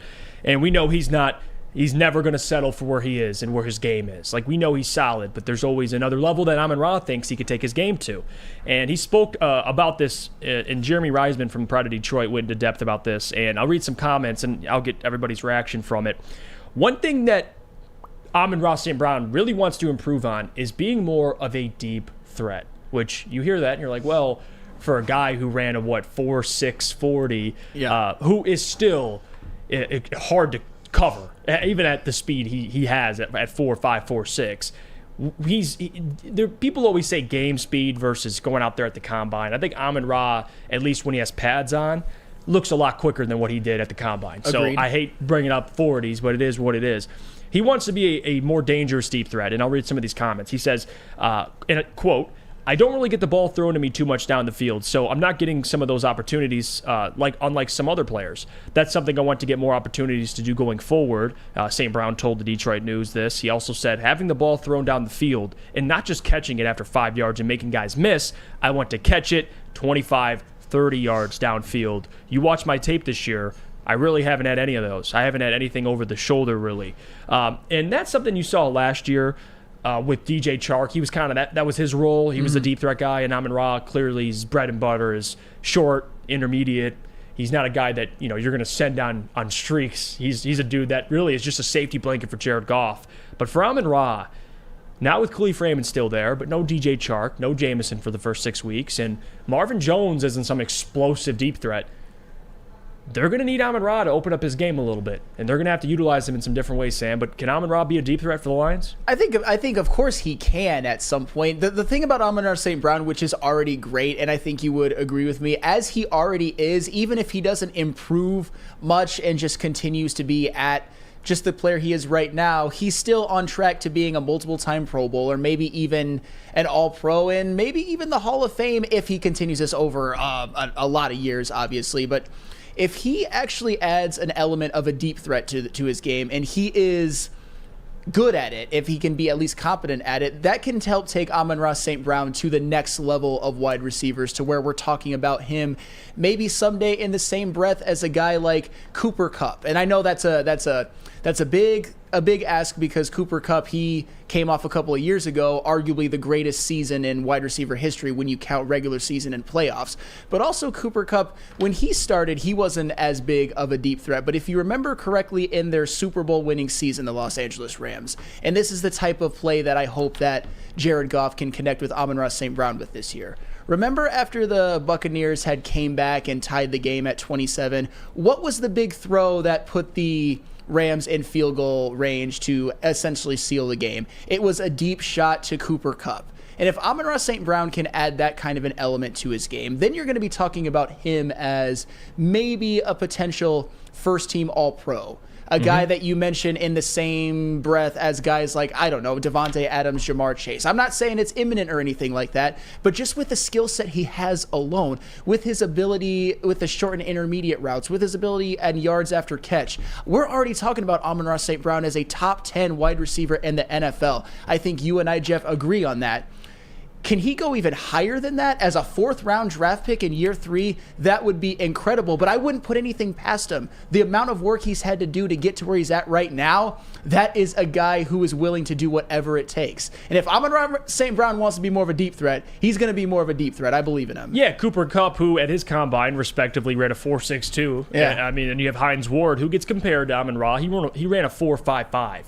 And these are two guys that, at least reception per catch, the yards, it's more than Amon-Ra. But again, Amon-Ra, the difference is he's catching balls everywhere, so that's kind of going to be influxed a little bit. Like DJ's only getting balls down the field, so yards per reception is obviously going to be higher. But for Cooper Kupp, the last 2 seasons, at least before he was injured, that the season he had 1,947 yards. 13.4 yards per reception. And that was with Matthew Stafford, someone who, as we know, likes to sling it. But even before, with Jared Goff, Cooper Kupp had 14 yards for 2 seasons per reception, 12.4 per reception. Amon-Ra has been right around 10, 11 yards per reception. So I think he can get that up. I think he's built for it. He's gifted enough, and he has the fastest 40 out of those 2 guys, out of Hines Ward and Cooper Kupp. So say what you want about his speed, he's still faster than those guys. But another part I want to bring up, and I want to get Gabby's thoughts on this too with St. Brown, is he wants to be more of a leader, which I love, because, and he said this, quote, "I'm going to take care of myself. I already know that, but making sure this team is where it needs to be, which I know we can do. I'm excited for that, trying to become more of a leader," which being a leader isn't something that I think you can just be like, all right, I'm a leader. It has to be your work ethic, how you're respected among teammates, and, being, he's now not a rookie. He's been in the league for 2 seasons. So a lot of things have to go in place. I think Amon-Ra is the perfect player to be a leader for this team. And he is. I think this is the perfect opportunity for him to put that to the test with Brian Branch, like we talked about last week. He's coming in a similar situation where he didn't get picked where he thought he was going to get picked, and he was the only person that showed up on that second day, and he's the only person that crossed the stage that was in that green room after the first day of the draft, where I think they could find a lot of similarities. I think he could take him under his wing and really show him how he's taken this adversity and used it to continue to drive him even past his rookie year.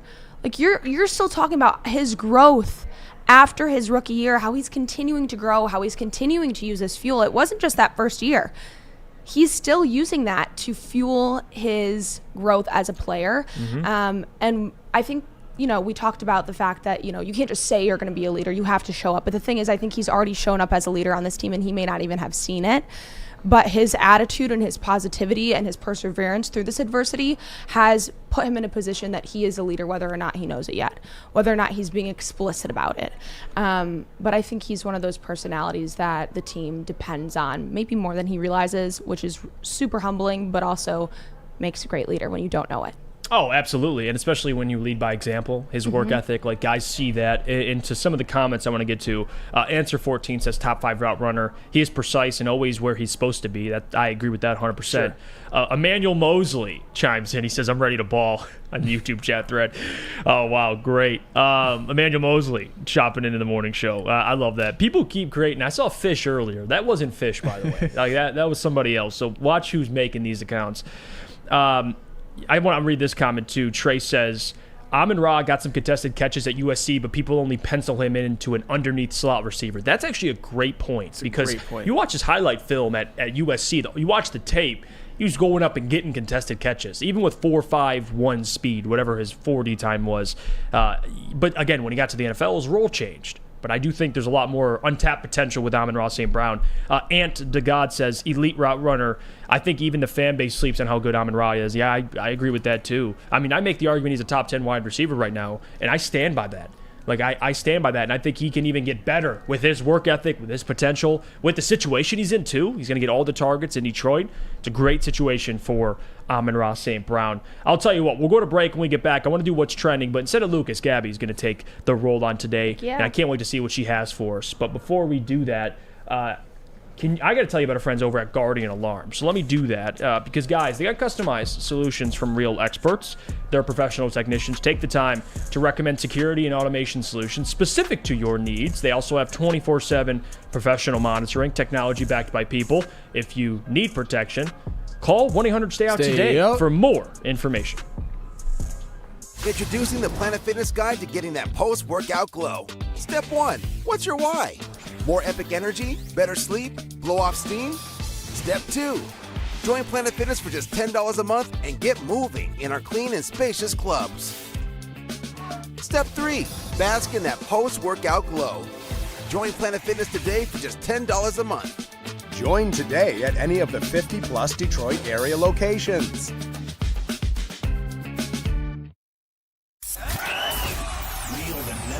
For Detroit, by Detroiters. Welcome to the Woodward Sports Network.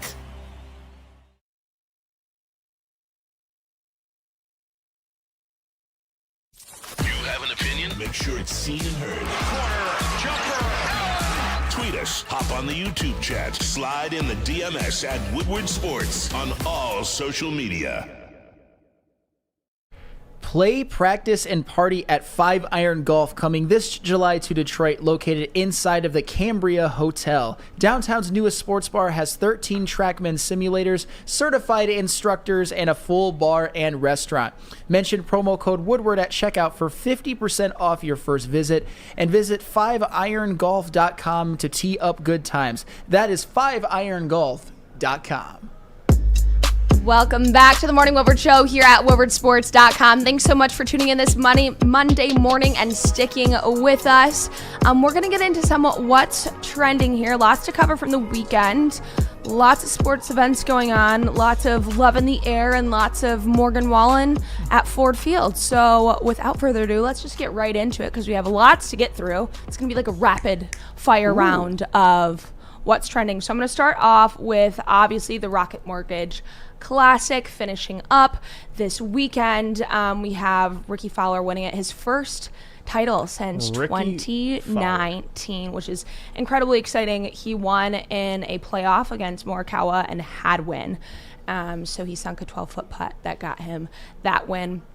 But the entire weekend, the entire tournament was kind of screwed up because of the weather. Saturday ended up ending play early because of lightning, which meant they started early on Sunday because there was also weather coming in on Sunday that they were trying to beat. And this comes after all the trees went down too, down in Detroit. So it's like been weather, trying to fix from the weather, trying to combat the weather. And then also because they started early on Sunday, the entire like broadcasting programming wasn't live. So you were getting all the updates on your phone, but if you're watching live on CBS, the entire program was behind by, I think, like a couple hours. Oh my Because they just didn't bump up that programming for the morning so that they could show it live time. Everything was delayed. So I think they finished, I think, 2 hours before they actually finished on live TV. See, that's crazy. And you know, it's funny. I went last year. I don't know if it was last year or 2 years ago, but it was raining. And when I went to the Rocket Mortgage Club. I don't know why, but for some reason, every year it just rains. And it rained last year. But I did see Ricky Fowler there warming up. He was in I don't know what it's called, but the little place where they practice. Yeah. I don't know much about golf, but I do know Ricky Fowler. Alex, is Ricky Fowler good?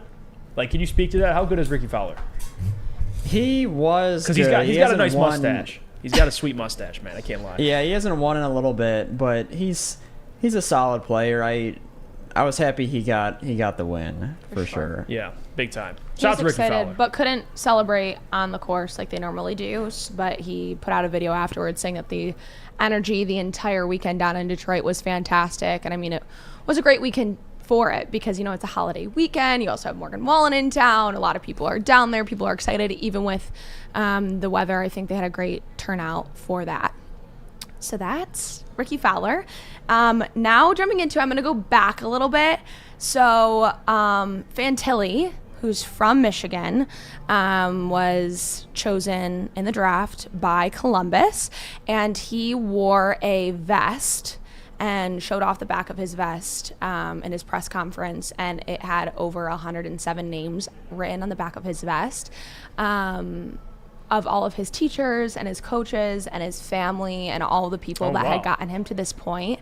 And I think this is one of the really cool moments that, you know, he's like 18 years old, I believe, and you look at this individual and you're like, you're doing something right. And, you know, in hockey, it's not like the NFL draft, and we talked about this a little bit. It's much more low-key, and they're not dressing up in custom suits, a lot of them, and they're not with their chains, and you don't have all the flash and the pomp and the circumstance that I believe the NFL and the NBA have. So seeing something like this where he took a moment to take a nod to all the people that got him to this point was incredibly touching, and one of those moments where you're like, it's more than sports. And I'll let the Michigan man address this, but I do want to say that that's one of the underrated parts, I think, of the draft is seeing the players. I mean, Grady Dick, his outfit, like, although people didn't like it, man, it's funny. I like paying attention to what players do, at least with their outfits, and something that's subtle but meaningful. Yeah, I got respect for that, especially if you're a top 5 pick. That's a franchise guy right there. That's a franchise guy, and I'll tell you what, that is the Michigan difference right there. That is a good Michigan man paying tribute to those who paved the way for him. That is the type of integrity that you learn at the University of Michigan. Oh, Michigan and integrity in the same sense. Wow. No Maze Hayes there. No Maze Hayes at all. No, not clear eyes. Integrity. Wow. Either Sam, integrity. I love it. Shout out to Adam. Gratitude. Love it. All right. Next fast topic. Moving on a little bit more hockey. Bertuzzi goes to the Maple Leafs. Oh my gosh. 1-year contract, $5.5 million, and the player that could not play in Canada all last year now goes to play in Canada, which is incredibly ironic. Is he vaccinated? No. Okay. So take that for what you will. I find it very ironic, but yeah, he went from the Red Wings, and then he played a little bit for the Bruins, and now he's going to the Maple Leafs, which is, I feel like, another dagger. I feel like for a lot of Detroit fans, you have a little bit of hate for the Bruins, you have a little bit of hate for the Maple Leafs, and you have a little bit of hate for Pittsburgh. So hopefully he does not go to Pittsburgh after this year, but we'll see. Yeah, and that's the unfortunate. I love Tyler Bertuzzi, and I get, you know, the whole conversation about being vaccinated. I don't think it really matters. I get he's missing games, so that's a concern, but it's the man's choice. Allow him to do whatever he wants. He signs with Toronto, though, and we know who's the GM of Toronto. Familiar face there, at least in Detroit history. So I like the signing for Toronto. I don't think this means much. Toronto still hasn't gotten over the hump. So does this change things? I don't know, but I think it's a great signing. It's sad for Red Wings fans. Excited for him, though. Yeah, excited for him. I wasn't sure if the Red Wings were going to do one of those, what the Pistons did with Lindsey Hunter, where you trade him, and then you end up signing him a year later. But it didn't work out that way, Sam. I mean, we'll see how it works out. Obviously, Tyler Bertuzzi was a bit of a fan favorite with the Red Wings, and he played very, very well while he was here when he was healthy.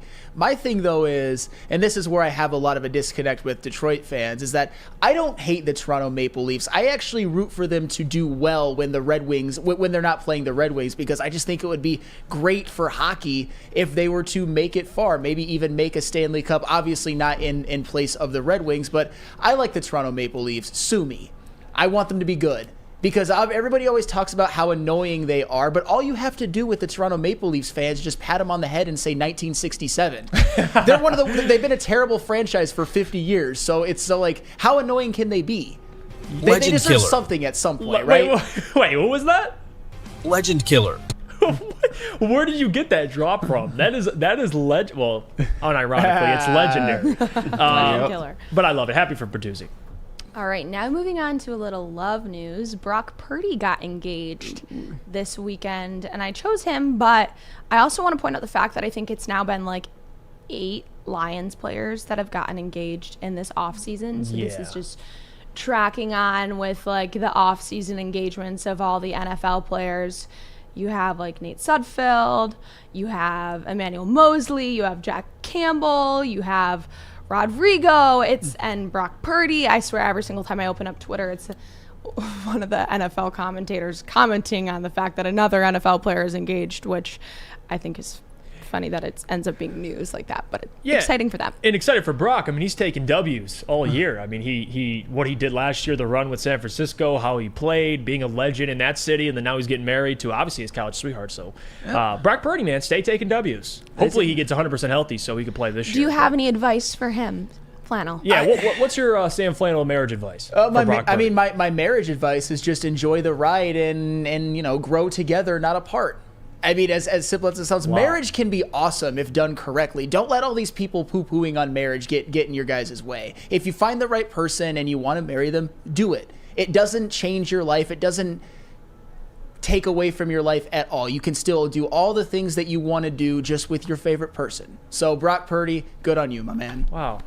That very well said, Flannel. Good for Sam. Good for Sam. Heart. Good for Brock Purdy, too. Shout out to him. All right, I'm going to jump on down to another quick topic.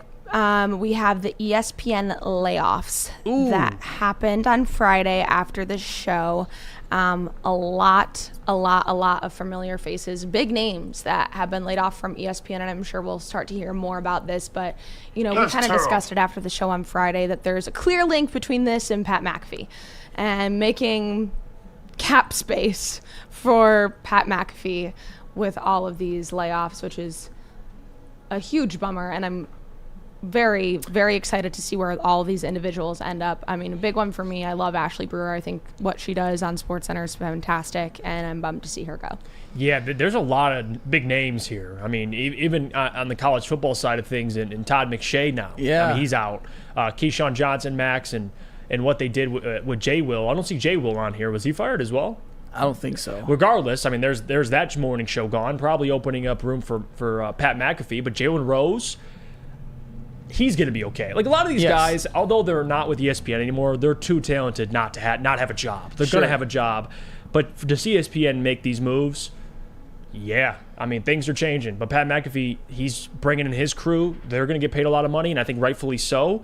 But it is what it is. This is the, I guess, rotation of all businesses. Eventually, the people that you love and you grow to know aren't always with the same company. Yeah, this is what it is. I was about to say, there's a couple names on this list if I'm looking at it right now. I mean, Max Kellerman. Give me Iguodala. I mean, Max Kellerman, though, he had some good takes. So he was obviously very talented. Todd McShay and David Pollock, those are two that I am sort of questioning because I really liked him. I mean, Todd McShay, a draft analyst, it was always Kuiper and McShay, and I think he's very good at what he does. And David Pollock, when it comes to, he's just, whenever he was talking about college football on College Football Game Day or when he's analyzing games, he just comes off as very, very smart and a student of college football. He was obviously a former player at Georgia and NFL. That's one that kind of stings a little bit. There were a couple other people at ESPN that maybe I wish got the axe instead of David Pollock. I will keep that to myself, though. Yeah, it's unfortunate, but still going to be following these guys. Jalen Rose, I'm still going to be watching. I know Jalen and Jacoby didn't necessarily have the numbers I think they expected, and it's obviously they can just get rid of it and replace it. But regardless, Jalen Rose, he'll be fine. He'll find a job somewhere. It's a little crunch time with mailbag, but one last topic is that mailbag, we had Morgan Wallen in Detroit over the weekend, and he busted out a Hendon Hooker jersey to wear during the concert and said, I already like Detroit because you drafted my boy Hendon Hooker, but I like you more now. So he wore the Hendon Hooker jersey the first night and the Calvin Johnson jersey the second night. But super cool to see him, his ties to Tennessee, his love for Tennessee, and now he's busting out the Hendon Hooker jersey and comments on the fact that he's now in Detroit. Nice full circle moment, and I like when there's that little tie, especially when you're at Ford Field. Yeah, no, big time. I mean, Morgan Wallen is an international superstar, and the fact that he's repping Hendon Hooker, which rightfully so, everybody in Tennessee loves Hendon. I mean, he put Tennessee on the map in quite some time. It's been some years since Tennessee was like that on a national stage. So I love it, and maybe in the future you'll see a lot more Hendon Hooker jerseys. Who knows? Maybe Detroit's going to love Hendon Hooker as well, but that is to be seen. Certainly Tennessee does. He was 58 touchdowns and 5 interceptions in his 2 years at Tennessee, in his 2 years as a starter. That is unbelievable. Yeah, if he was 23, he would have been a top 5 pick, and he wasn't injured. It is what it is. But anyway, is that all you got for Bill? That's all I got. And there you have it. Recent news. What's trending? Good job, Gabby, by the way. We'll get to mailbag. Guys, get your questions chimed in, whether me, Sam, JB, Gabby, whoever it is, get them ready. We'll go to break. But before we do, JB, you got Big Boy for us? Oh, yes. I've got Big Boy for you because Strawberry Fest is back at Big Boy. Try their classic breakfast items like the strawberry hotcakes or their mouth-watering red velvet waffles. But if you're not feeling breakfast, you can always try the strawberry bacon chicken wrap or cool off with their refreshing summer splash salad. But don't leave without getting dessert because they have the berry delicious classic strawberry pie, the deep fried vanilla Oreos, and of course the strawberry hot fudge cakes, and so much more at your local Big Boy. How would you like to win not one, but 2 vehicles of your choice? One for you and one for your wife, your girlfriend, or your best bud. Get to Lady Jane's today for an award-winning haircut and automatically enter for your chance to win. Courtesy of Les Stanford Buick GMC of Ferndale. Lady Jane's, open 7 days a week, walk in anytime. It's wicked awesome. The only sports network in Detroit that starts with a W. You know, because we win. Woodward Sports, Detroit's winning sports network. Welcome back to the Morning Woodward Show here at WoodwardSports.com. Thanks so much for tuning in and sticking with us for the whole 2 hours on this Monday, this pre-holiday Monday, getting you kicked off for your 4th of July tomorrow.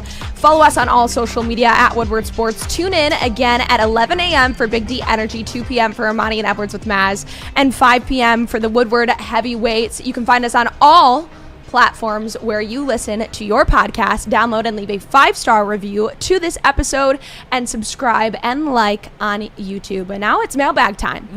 We got to get into these questions. Yeah, let's get to it. Let's see.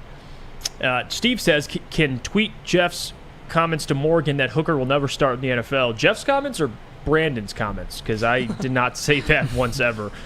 Jack says, mailbag, did you watch The Hangover over the weekend like you said you were supposed to? No, I failed that homework assignment, Jack. By the way, I got till Wednesday. All right, give me an extended weekend here. Give me till Wednesday, and I promise I will watch The Hangover. Let's see here. And I saw a question, too, from Jack. How did golf go on Sunday? It went as good as it could have went. I didn't go out there and light it up, but hey, I like golf. It's fun. I may not be the greatest at it, but it is something I want to do more and more. Maybe we could do something here with some people from Woodward Sports, go golfing and record that, because I'm telling you, it's almost like we have a podcast that we do that on. Yeah, it would be great. It would be amazing. You could be one of the average Joes. Hey. Well, I don't know if I want my skills on camera. It'd be embarrassing. My putt game, though, check out the putt. I'm not bad. That's the only thing I can do, though. Don't sell yourself short. You're far from an average Joe, Jeff. Yeah, thank you, Sam. Thank you. Let's see. John Lord says, mailbags. Flannel, 30 years ago today, the Red Wings acquired Chris Draper from the Jets in exchange for future considerations. How much did the Red Wings pay for Draper? I don't know. I think it was $1.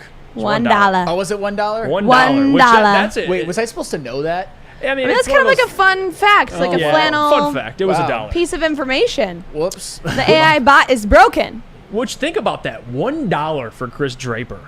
$1. And look, he's still around. Still stuck around. And he's still out there. Amateur scouting coach. Yeah, he's still out there crushing it. Love it. Let's see. Answer 14. Who wins the linebacker battle in Lions training camp? Well, you'd expect it to be Anzalone, I guess, but still. Probably. But you still got Jack Campbell. You still got Malcolm. I don't know if they'll give the reins to Jack immediately. If they do, great. But I think Jack, as the season goes by, it's going to be him. That's going to be the guy. Yeah, by the end of the season, it wouldn't shock me at all if he's at least in line to be the captain for the following season. I always said about Jack Campbell, don't be surprised if he finishes top 15 in the NFL in tackles this year. Wouldn't shock me at all. I'm with you. Ann says, Mailbag Jeff, where do you honestly see the Pistons in 3 years? I mean, that's tough. At 3 years, you expect them to be winning. Can we start there? That's fair, Ann. I'm with you there. They don't win games. I have an issue with it. Like, you can defend moves and say, oh, I like this move, I like that move, but at the end of the day, Troy is going to be judged on wins and losses. Like, that's the truth. So, in 3 years, I hope you're in the playoffs. Like, at least 2 years, you should be in the playoffs, in my opinion. So, 3, that's where they should be. And if they aren't, something went wrong. It just is what it is. Let's see here. Mailbag, Chris says, do the Rockets have a better record than the Pistons this season, and do y'all feel bad for Amin Thompson? Yeah, they're going to have a better record because they went all in this offseason. Like, that's what it's going to be. They got Fred, Dylan Brooks. I don't like that deal, but it is what it is. They got Ime Udoka, who I think is a great coach. The Rockets are going to be better, but how much better?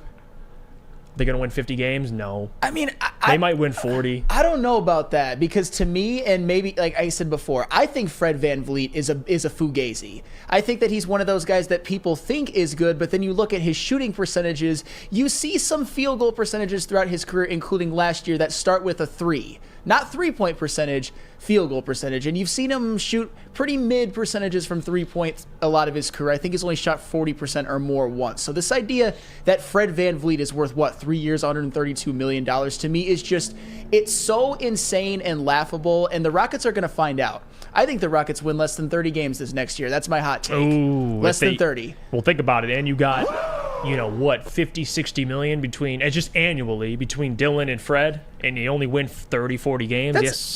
That's another one. And I gotta respond to my guy. Hopefully hopefully I get to see him soon. But it was kind of weird seeing Easy in the chat of all people just like sticking up for Dylan Brooks. I know a lot of people have kind of went too far in the other end to where Dylan Brooks is just this trash player after his trash talk obviously didn't work. Trash! But I mean, he does have some value. But Dylan Brooks he doesn't shoot well from 3 either. What was his percentage last year? Like 34%? Well, he didn't even shoot 40 from the field. So we'll start there before we get to 3. Dylan Brooks and Fred VanVleet as a duo, you're going to see a lot of bricks. That's what you're going to see. Enough to build an entire new building. That's what you're going to see from Fred VanVleet and Dylan Brooks. You heard it here first. We're going to revisit that take. Hey, Jalen Green and Jabari Smith. Hey, more bricks. Especially Jabari Smith. Oh, well, yeah. He was terrible. I know he was, but I said if he goes to Houston, it's the worst situation for him. He went to Houston. He didn't play well. So we'll see how Jabari Smith's career takes off. I like the core the Rockets have, but I don't like the signings. But we'll see how it plays out. We'll see. Thank you guys for sticking with us, choosing at the morning show on this Monday morning.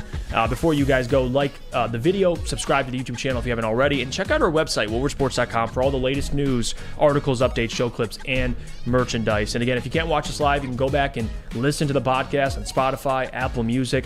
From Jeff Iafrate, Sam Flannel, JB, Gabby, Alex in the booth. Lucas will be back Wednesday. We say thank you and hope you guys have a good 4th of July, and we'll see you guys on Wednesday. Bye.